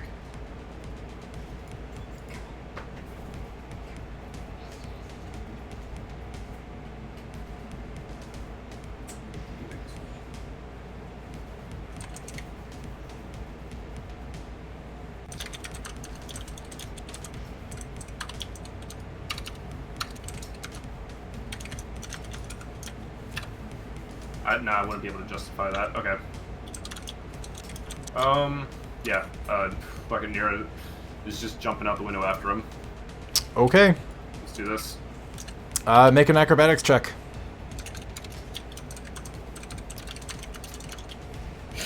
Okay. It is not a graceful fall. Nero is going to suffer 10 points of fall damage. Got it. And he falls prone. He basically lands wrong and almost twists his ankle. So he has a moment where he basically tries to tumble, lands a little awkwardly, ankle doesn't take the force well, and he's just kind of like on one knee, recovering from the fall. Could I throw the giant's knife at it? Is it in range to do that as an attack or no? It is 30 feet down the walkway. You could try to throw the giant's knife. The attack will be at disadvantage. It is not a throwing weapon. But can you do it? Sure as hell can. Does the throwing weapon do like a different damage die? I can't remember. Well, throwing weapons in general tend to do different damage dies than great swords. Yes. Well, no, I mean like if I like, does it still do like the great sword amount of damage, or is yeah, if it hits, yeah, it's just gonna be very hard for it to hit. All right, but yeah, it would still deal great sword damage. Damn. Yeah. Yeah. That's a natural Big one. sword, not weighted for throwing, kind of sails through the air, spinning a bit, and then just sort of skids, sparking over the sidewalk. Alright, yeah, that's Nero's turn, and then I guess Hob is running Up the up the stairs stairs. still because he thinks. Would everybody have heard the glass actually shattering? Haba wouldn't have. Estella and Yelena would have. Okay. Passive Yeah, perceptions so and all. Hob is still running up the stairs. Yeah. Alright. Okay. Estella. Give me just one moment. Okay. That means Cor and Yelena should be thinking about what they're doing on their turn, because you guys will be able to make it to the room. Puppy, puppy, puppy, puppy, puppy, puppy, puppy, puppy, puppy. Puppy, puppy, puppy, puppy, puppy, puppy, puppy, puppy, puppy, puppy, puppy. Wait, what about the dogs? What have they been up to? I've just been assuming they've been following you guys around. Would it be safe to say they were outside? I don't know. I don't know. You need to remember that you have dogs. Yeah. Yeah. What floor are Yelena and Cor on currently? Like You at the guys start are of the- you guys are partway up the steps on the second floor, going to the third one. Okay. I'm sorry. What was happening? Um, The kid, my baby was Yeah, distracting me. babies are distracting. Mostly asking. So when this is happening, you're still Yeah. on the tavern floor, where you basically hear Yelena warn everyone that something's happening, and you've likewise heard Nero bellowing for assistance up on the third floor. Yeah. Okay. Well, obviously, Isola's making her way there. How fast she makes her way there is a totally different conversation. So the math is pretty simple. If you dash on this turn, on the following turn, you will make it to the third floor. Okay, then that's what she'll do. Okay. She'll dash. All right, so yeah, basically everyone's just mad running up the stairs.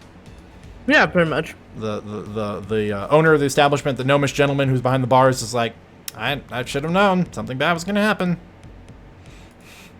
Damn peacekeepers. Cor, you arrive on the third floor. Can Cor make it into the room? You can. Can he make it specifically to the smashed window? Yeah, sure. Okay. Can he see what's happening out there? So outside the establishment, they have lanterns that are lit. You can see Nero currently down there, kind of like on one knee, kind of half leaning because it looks like he's hurt. And then down the walkway, you can see because the torch lights are dotted along. Nothing for a moment, and then entering the lantern light about 30 feet down the sidewalk, you can see the gangly form of a limping straw man. Cor's gonna take the shot. Take the shot. I've got a 30-foot range on this. Do I have my bonus action? Yes.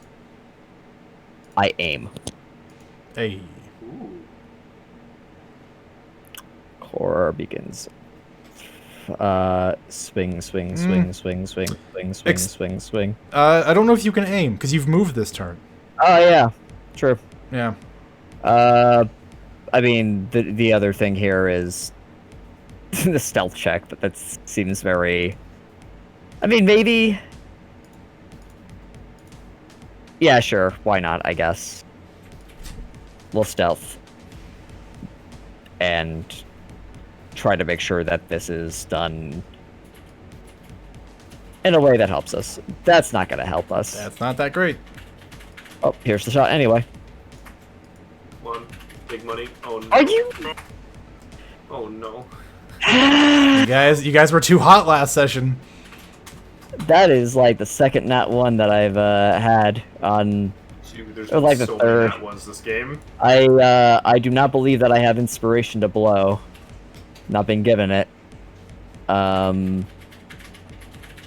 I'm seeing if there's anything here that I have. Actually, here. I will posthumously give you a point for the plead that you made to the Peacemakers, because it was very authentic. And even without a roll, I was probably going to let you slide on that anyhow. Okay. So you got another point in the bank. Go for it, Chief. All right. Do it. Do it, Core. God, what? There you go. Yo! All right. Well, this is fire damage. Okay. I don't know if I get my sneak attack on this. No. There's no ally within 5 feet, and you do not have advantage on the attack. Okay. Give me a look at. Let me take a look at a feature real quick, though.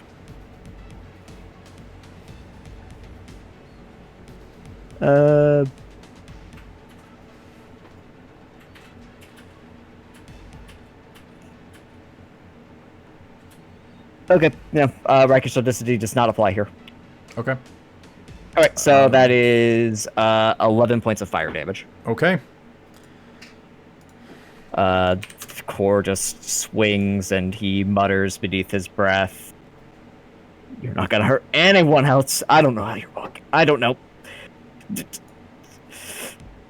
Just kind of stuttering, frustrated, and launches it. And the flaming sling bolt sails through the air, lighting its path along the way, and strikes it in the back. It stumbles briefly, but continues to run. Okay. Does he like immolate at all? Oh yeah, he lights on fire. Okay. He is beginning to glow, leaving dancing little cinders in his wake. All right. That is Core's turn. Okay. Yelena, you've arrived on the 3rd floor. You likewise can make it to the room. Yeah, and as she's been doing this entire campaign, she's going to pretend she's invincible from fall damage and jump out the window. Of course. What have I done? You kind of probably see where Core was aiming. Pretty hard to miss. Now that it's catching fire, it's pretty hard to miss him. Yeah, as she's leaping out the window, she's gonna draw her short bow and just take a shot at it. Okay. Breath of the Wild style. Pretty much. And, I mean, Yeah, it's a hit. defensive flourish. What extra damage? Big booms. And then she's gonna try to land as gracefully as she can. Okay. Please remind me, what is the ability again? Do tumble, the second part of it's what's important here. When determining fall damage that would be dealt to you, treat any fall as if it were 20 feet less than the actual height to a minimum of 0 feet. Okay, well, make an acrobatics check for me.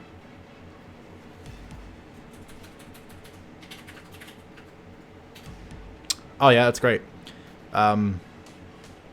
After the short bow shot, where you just sort of land in the room, sliding on your, on your moccasined feet, and you just fire the arrow right over top of Cora's head. It whistles down. You see it strike it. It kind of, falters in its limping gait, and then you just sort of use your momentum and tumble out of the window. But you use the front-facing parts of the exterior to more or less find footholds to make your way down safely. You make it all 3 stories down without taking any damage. And she'll use any additional movement she has, because she gets 10 feet from taking the attack action, and just start making her way towards the creature. 15 feet down the walkway, it is 15 feet away from you. That is her turn. Okay. Actually, I still have my bonus action, so I'm going to throw a healing word towards Nero, since it looks like he hit the ground pretty hard. Okay. Give that boy the heal.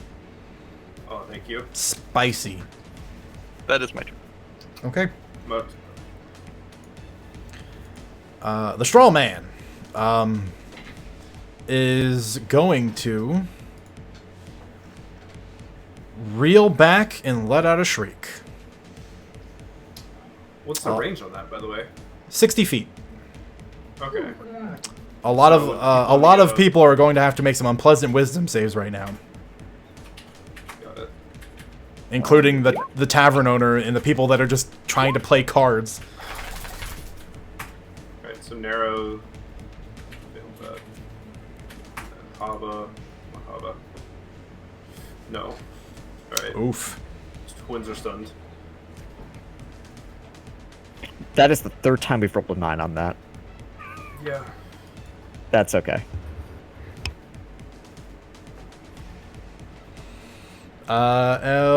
And one from Estella. A wisdom save.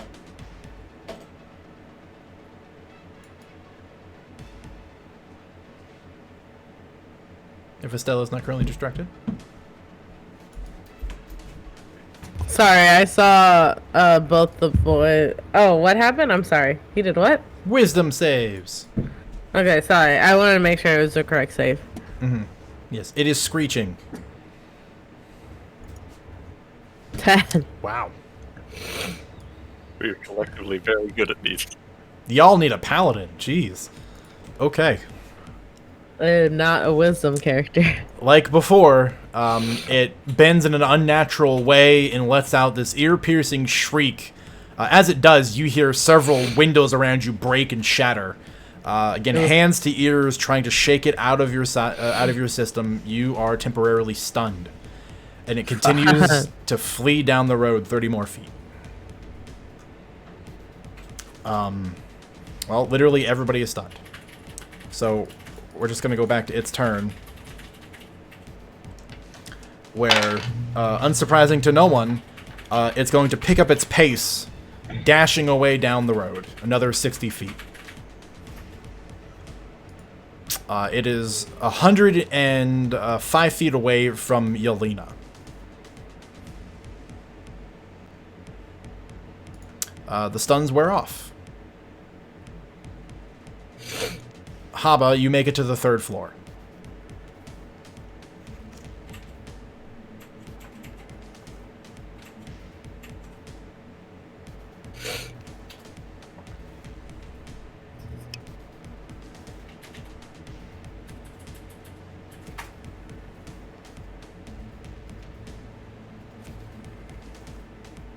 Okay. So I'm sensing Narrow's going to get up from his prone position. And then Narrow's going to dash for 30 feet. Cider, you're muted if you don't know. Greg is in fact muted if he doesn't know. Oh, I'm sorry. Okay, so what I'm gonna do, Haba is going to yell out the window to Narrow to move, and I'm gonna activate an edict. The move edict. Yeah. So, first, Narrow's gonna stand up, so that takes 15 feet, right? Yep. Half your movement speed. Alright. Okay, and then he is going to dash on both his action and bonus action.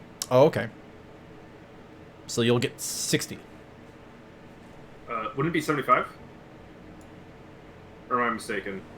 Well, so it's 15 left. so you're standing at up. so you have a 30 normally. It takes half to get up, so you're at 15. You would Yeah. dash. Yes, you're right. 75. Sorry, I mathed very Okay. wrong. No, you're good. Would I be able to, as I'm running, pick up the sword along the way, or am I gonna have to forgo that? You've got a free object interaction. You can pick it up. Okay. Alright, so as he's running, he's gonna snatch up his sword Okay. and keep running. Actually, why not? I mean, I can't really do anything else on this turn with it. So I'm gonna throw it at him again. Okay. He's a really good distance away. 20?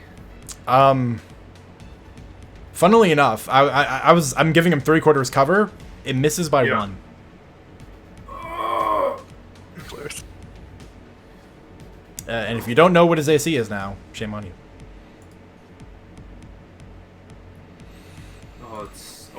Oof. Yep. It flies down the road, skittering over the sidewalk again. It was an impressive throw too. Yeah. Okay. Do we think with Haba's action? Hold on. What do I have?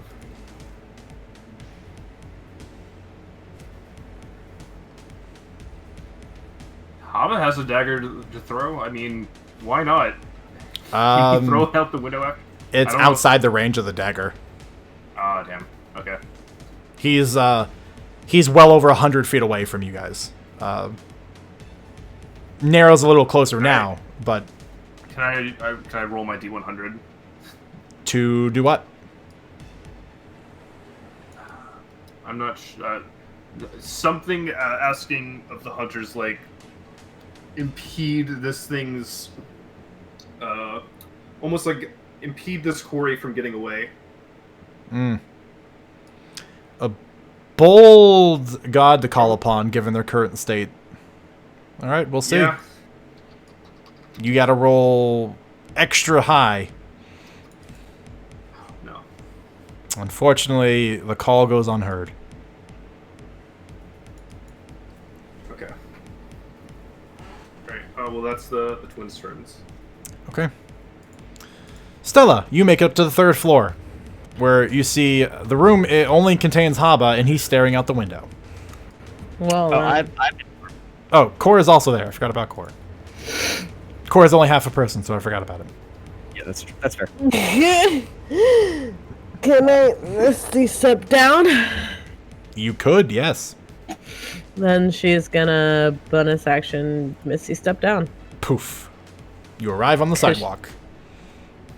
Awesome, and this guy's like what, 100 feet from where I arrived? From you, he is 130 feet from where you arrived. She still has move. No, she doesn't have movement, does she? No, yeah, getting into the room was your movement for this turn. Yeah, that's what I figured. Oh man. Let's see.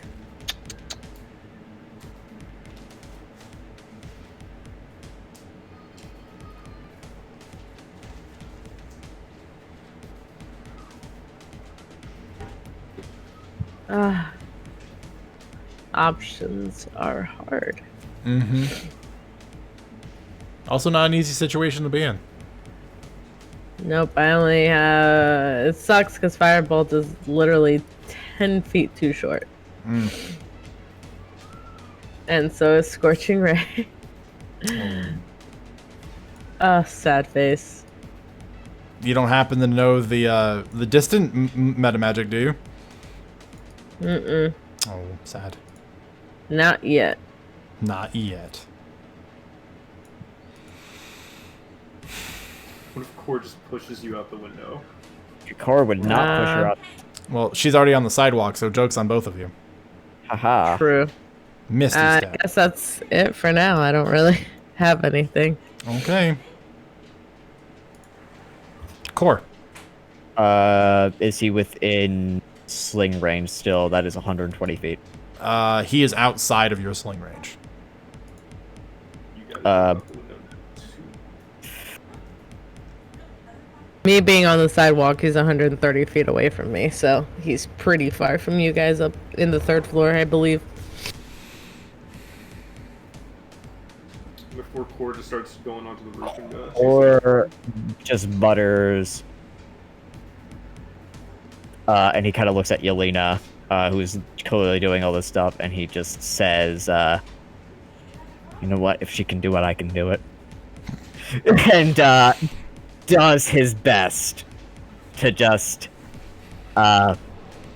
leap out the window, taking a few deep breaths to do this beforehand, and he just kind of hypes himself up here as best as he can before just going. Yeah, acrobatics check. All right.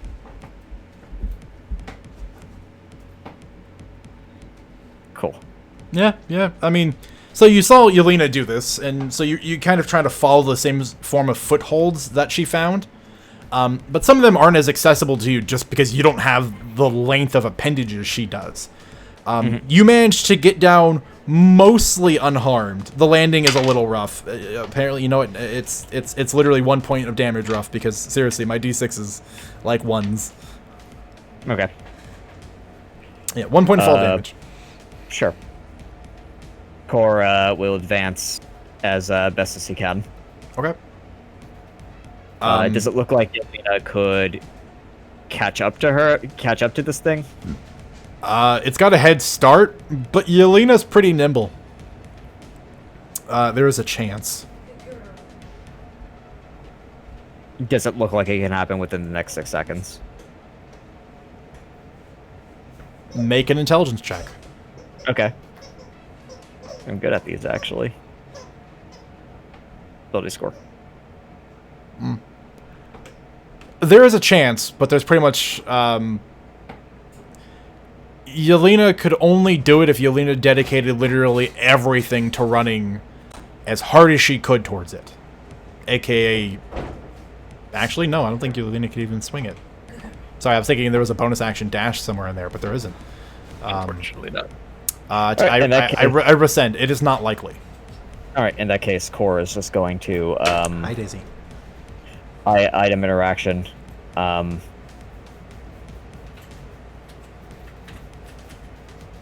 I'm not going to do that, actually. Yeah,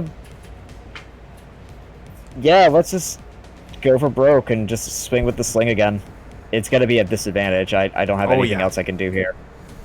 But, it's better than nothing. Mm-hmm.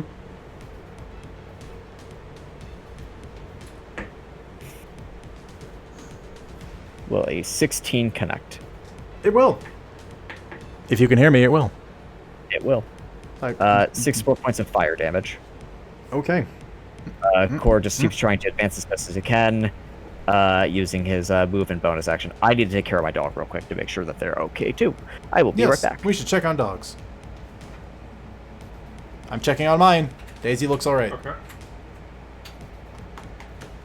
Well, that's Core. Yelena. Simple enough. Dropped her long or short bow when she was stunned. She'll item interaction, pick that up, strap it over her shoulder, and she'll use her action to dash to get 70 feet closer. Okay. I believe she's 35 feet away from it now. 70, yeah. Alright. Which means on its turn, it's going to continue fleeing at the same rate it was, which is 60 feet, creating, again, a larger gap, but you gaining on it.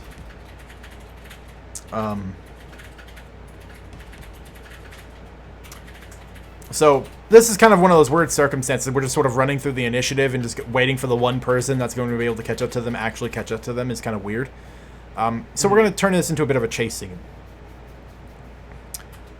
Which I kind of don't want to go through this without Dawn being present to hear everything. Got it. So we're just going to kind of chill. Otherwise, everyone else in the initiative, basically, Haba and Estella, think about what you want to do in your turn. And we'll get back to Core. So, just nuts to it. We're on Haba and Nero. Okay. So Hava's gonna start running after Nero just so he can to make sure that Nero can still hear him, and he's gonna do what he did last time, and he's gonna issue the edict to move again. Okay. But this time, seeing as Nero was standing up, he doesn't have to worry about Nope. having to waste any movement on standing up. So that'd be 90 feet. Yep. Using both action and his bonus action to dash. Yep. Alright. I don't know how close I am to him now. Hang on, math.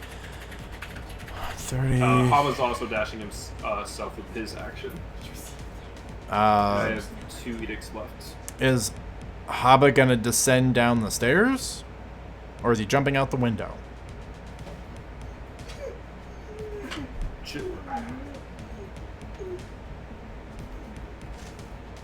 Let's say, okay, he yelled out the window one last time, and then he's gonna run down the stairs. I do not have the HP to try and make that jump with Haba. Yeah, so Haba will go back down the stairs. It'll take 2 rounds for you to get back to the front door. Can I slide down the banister? Would that be faster? Not really. It's not like a straight set of stairs to all the way down. It's corkscrews. Got it. Let's see. You were at 130. Got up 15, double it, you moved 75. 130 minus 75 is 55? Yep. And then it moved another 30, so it would have been 85. You could actually catch up to it.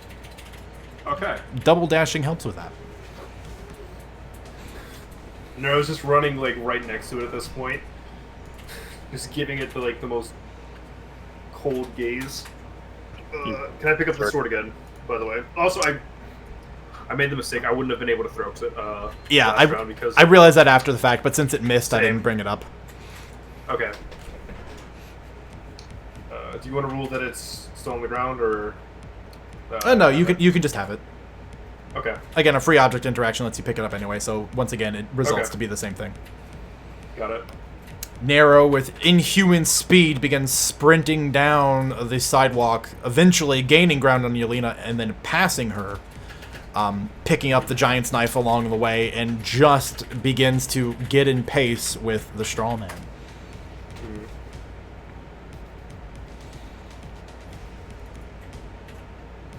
Estella. I don't think I'm gonna catch up to it. Yeah, he's 160. No, he's 190 feet away from you now. Yeah, there's not 'Cause he's much dash. I can really do other than dash, but I've returned. Welcome back. yeah, that's pretty much all I can do / will do. Just get 'Cause chase. Yeah, because if I dash, I can only dash like 60 feet, I believe. Mm-hmm. And so, like, either way, he's just back at 130 feet away from me, and I don't really have anything to catch up. Okay. But yeah, I mean, you should still do it because then turn after you might be able to dash and quicken like something. Yeah, afterwards, yes, but this turn, that's all I can do is just dash and keep running after. Okay. Cool. Well, we're back towards the top. Core having landed. Haba has officially caught up to it. Not Haba. Nero has officially caught up to it. And Yelena is not too far behind. Okay. Is he within 5 feet? Of Nero, yes. I think Okay. actually I'm 5 feet in front of it. Yep. What is the... Okay. How far away is it? He dashed 60 feet on his turn, still trying to get away. He is 180 feet away from you. Okay. 180 feet. Jeez, okay. That's a pretty tall thing.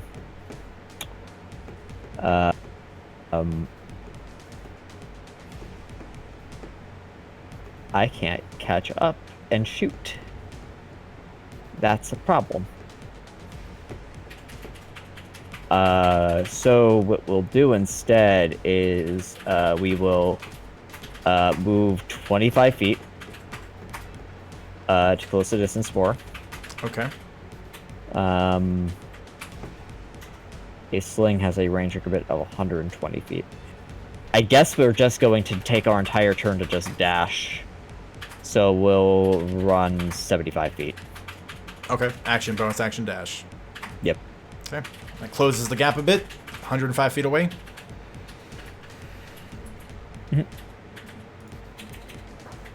Yelena. That is the entirety of his turn. Just continuing to sprint 70 feet forward. Okay. You are beginning to close the gap. 10 feet around. Yep. Slowly but surely. Strawman. Let's see if he gets his shriek back. Well, he does. That's unfortunate. But to start, he is going to swing twice onto Nero, who has been so bold as to get in his way. The first one is pretty average. That's a 15. Does not hit. And then the second one is much better. 22. Yeah, that'll hit. Okay, a claw attack. For 10 points of slashing damage. Okay. And then instead of biting you, it's going to shriek because it recharged. But only 2 of you are within range, so I need Yelena and Nero to make wisdom saves. Okay, you can do More glass shatters nearby. Please now. Whoa. Whoa. Maybe? Okay, 16? you'll both succeed. Oh. Holy goodness. But it is not interested in stopping its flight. It's going to move 30 feet down the road. That technically triggers an opportunity attack, I think? Yeah, not technically, it does. Okay. It's stepping out of your reach, so yes. Alright, 14? Does not hit. Okay. It's kind of, yeah, I guess it's kind of hard. It cuts through the cloak, but does not connect to any of its physicality. And it continues to limp in a hurry down the road. Right. But look whose turn it is. Alright. Alright, Haba is still dashing down the stairs, trying to get out onto the street side. Yep. You'll basically get to the tavern, the front door of the tavern, with Haba this round. He uses free item interaction to open the door and yell at it. Yeah, sure. Alright. He's gonna do that, and he's gonna scream at Nero to hit him hard. And that is going to be the Edict Strike. Strike. So if he hits, it's gonna do an additional 2d6 force damage. Nice. Right, and with that, Nero. Oh! It's just for the record, it's just weapon damage. Is it? Okay, Yeah. my bad. Yeah, the Strike Edict. I think you're thinking of a spell that does force damage. Yes. And Nero's fighting style is Striker. When you use the Strike Edict, your twin will have advantage on its next attack this round. So this attack's coming with at advantage. Oh. Nice. Right. Yeah, the 24 is a hit. Alright, that's 12 slashing damage, and then the strike is an additional 6. So 18 slashing damage. 18. Okay. Huge blow from the giant's knife rakes through its form. This time you take an arm off. And it just sort of clatters to the ground, the clawed hand twitching.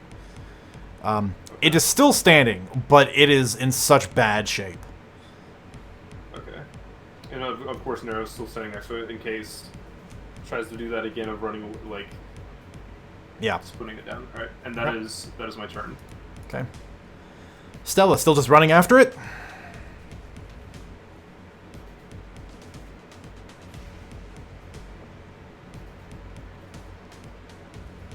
Hey, yo, Stella.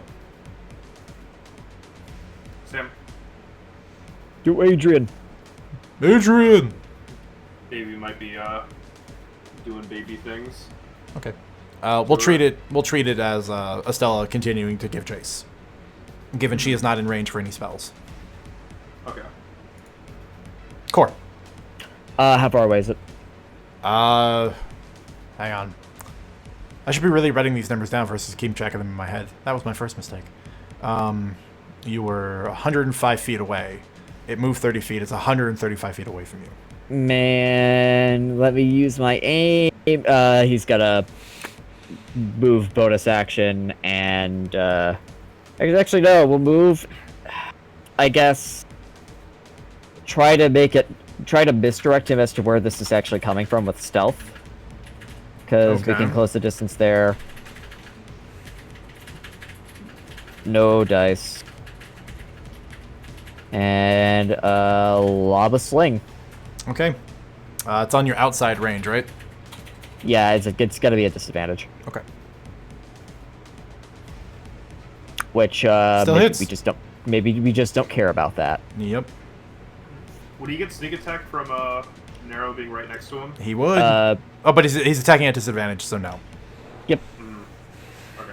Can't do a thing about that. I tried to neutralize it, so I could actually make use of my feature this session, but dice, it's just not in the cards. Not today. But the good news is, Core, for the second time today, how do you want to drop this thing? This thing turns to look around, gazing. It's thing. It's just this bright, eerie gaze at Nero as it's moving. For whatever reason, its body ends up twisting that way, and Core just lets out a shriek of his own of frustration and lobs it, going for kind of a Hail Mary. The fireball lobs through the air, goes over its head, ricochets off a sign.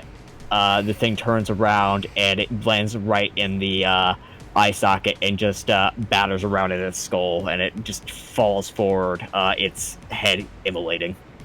Okay. It ends with its head on fire and the body once again collapsing to the ground. And we can Afterwards, Core just sees that the form has fallen over and is just breathing very, very heavily.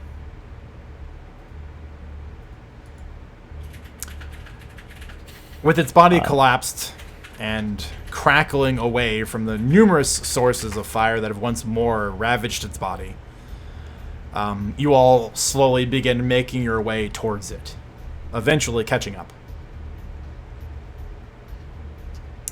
Is when you finally gathered around that something, all of you, draws your attention away from the straw man and down the street, where through numerous lantern lights that are hanging overhead in a gap of the shadow in between two of the lantern lights, you see a impossibly dark shadowed figure. It looks large, about over 7 feet tall, and it appears to be mildly hunched over. And it's just this void of inky black standing in between these two bright spots on the road. And it seems to just be watching you as you stand over the body of the straw man. Nero gives it a glare and then proceeds to impale the straw man a good solid foot through the blade. He's like, this is staying with me on this now. Yeah, so I'm just gonna be carrying it on the edge of this, like on the impaled on the sword, in case it tries to pull this again. About how far away is the shadowy figure? 30 feet. Oh, that's not far away at all. Not at all. Yeah.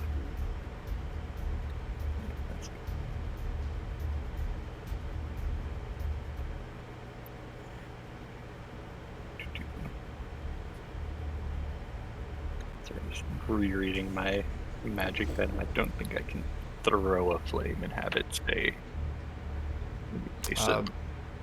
I do know it fizzles out after, I think, a round. I think. Yeah. I mean, a brief glance is probably better than none. I'm gonna cast Produce Flame and just shoot it at the figure. Okay. Are you, like, aiming it to hit the figure, or are you aiming to just illuminate the area? I think illuminate the area. Okay. Still make an attack roll for me. Where are you, Produce Flame? Where did it? There you are. So you gather the fire between the gloves, taking a sample of it off of your scimitars. You expand it until it is a sphere of crackling fire, and you just lob it through the air, and it sails, illuminating the dark patches between the lanterns along the way, and then for a brief moment lands in front of this shadowy figure where it just flashes a bright light for a moment.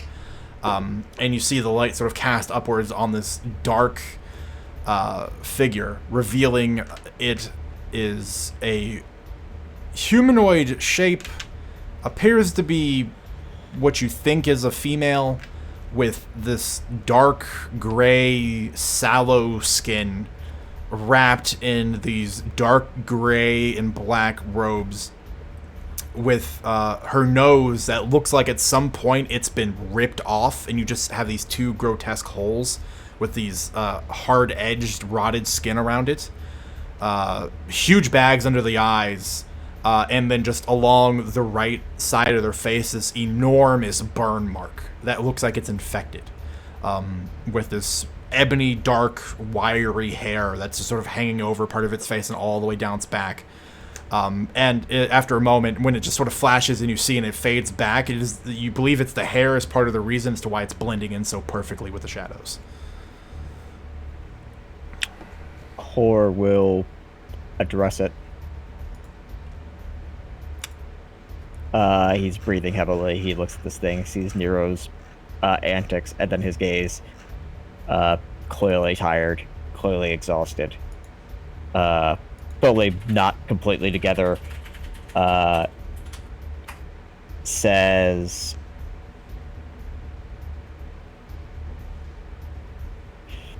"So what, is this your toy? What's your game, lady? I want those kids."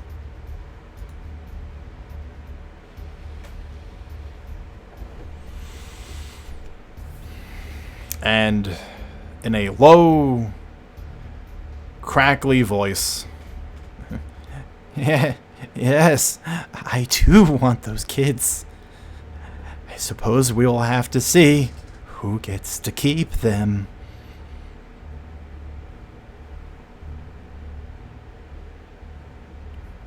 I think Yolita going to draw out her scimitars and having them shine like a torch and just begin walking towards it.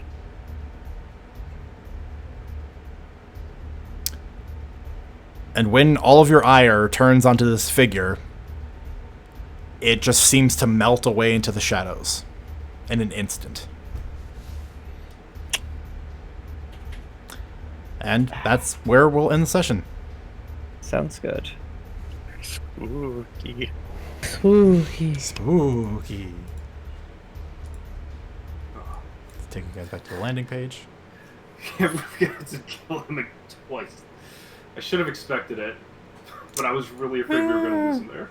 I mean, I'm not going to tell you why, but I will at least give you guys the warning of checking bodies of things you've murdered that looks like it might be involved with witchcraft might not be a bad idea first. Lesson learned.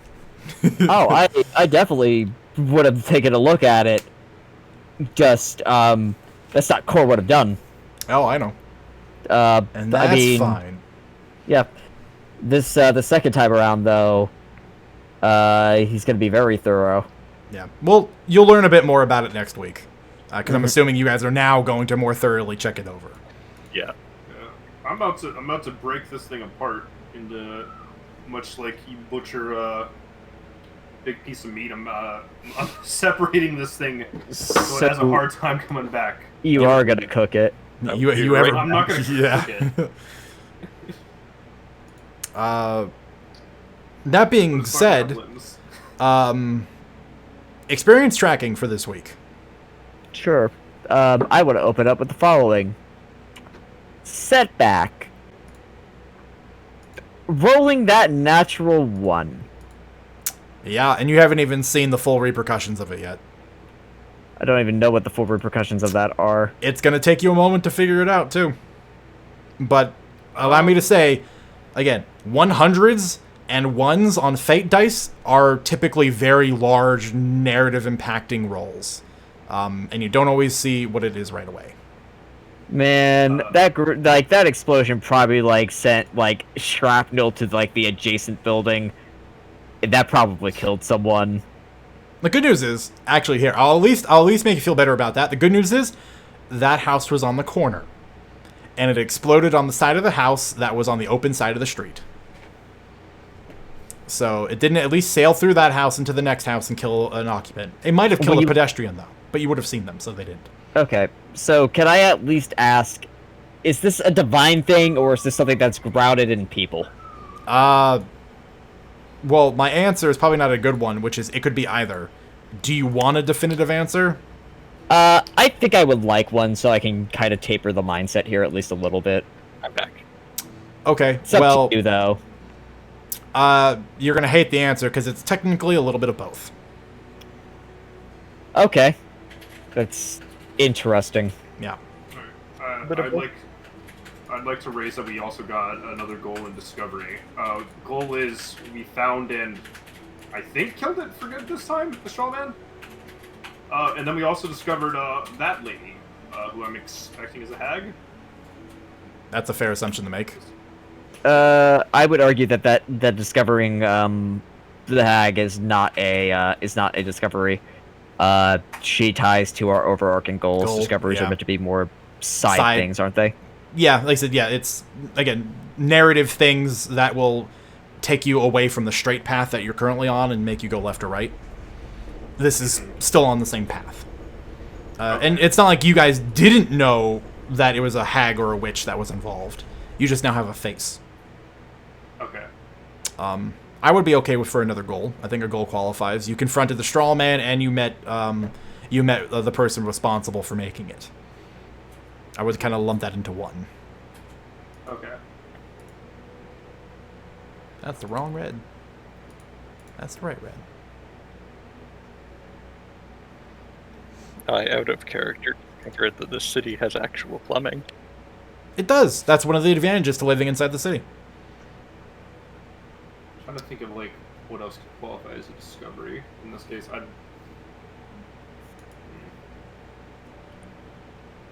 Well, you guys do have all week to think about it. If someone can come up with something with a good case to make, we can consider it. As far as things with discoveries go, I mean, I could say something to the effect of I used a charisma token here to establish a connection with an NPC that could lead down in another rabbit hole here, but I don't know what kind of I don't know how cheesy that is. It feels pretty cheesy. It doesn't feel exactly right, but I do have something there. You're not wrong, but the expenditure of the token does not necessitate a point. Following up on it and then it leading somewhere could become a point. Like going there and having a meaningful conversation with the character could have led to a bond. Or going there and finding out, oh, actually the character has their own trouble, and maybe you want to help them. That would have been a discovery. But just spending the token doesn't innately grant anything. Yep. I don't think we have anything that's solid enough to be a discovery here. We didn't really associate with too many with other people here. We tried to avoid them. New inn. Yeah. Again, it's not moving the narrative anywhere. Yep. Like if you guys had spoken to the tavern keeper and you heard about his financial troubles keeping the place open with the transition and you wanted to help him, that could have been a discovery. Yep. Like, we'll just have to wait until next week to get your level up. Seems like it. Yep. Oh, and it's officially the 22nd. Because it is past midnight.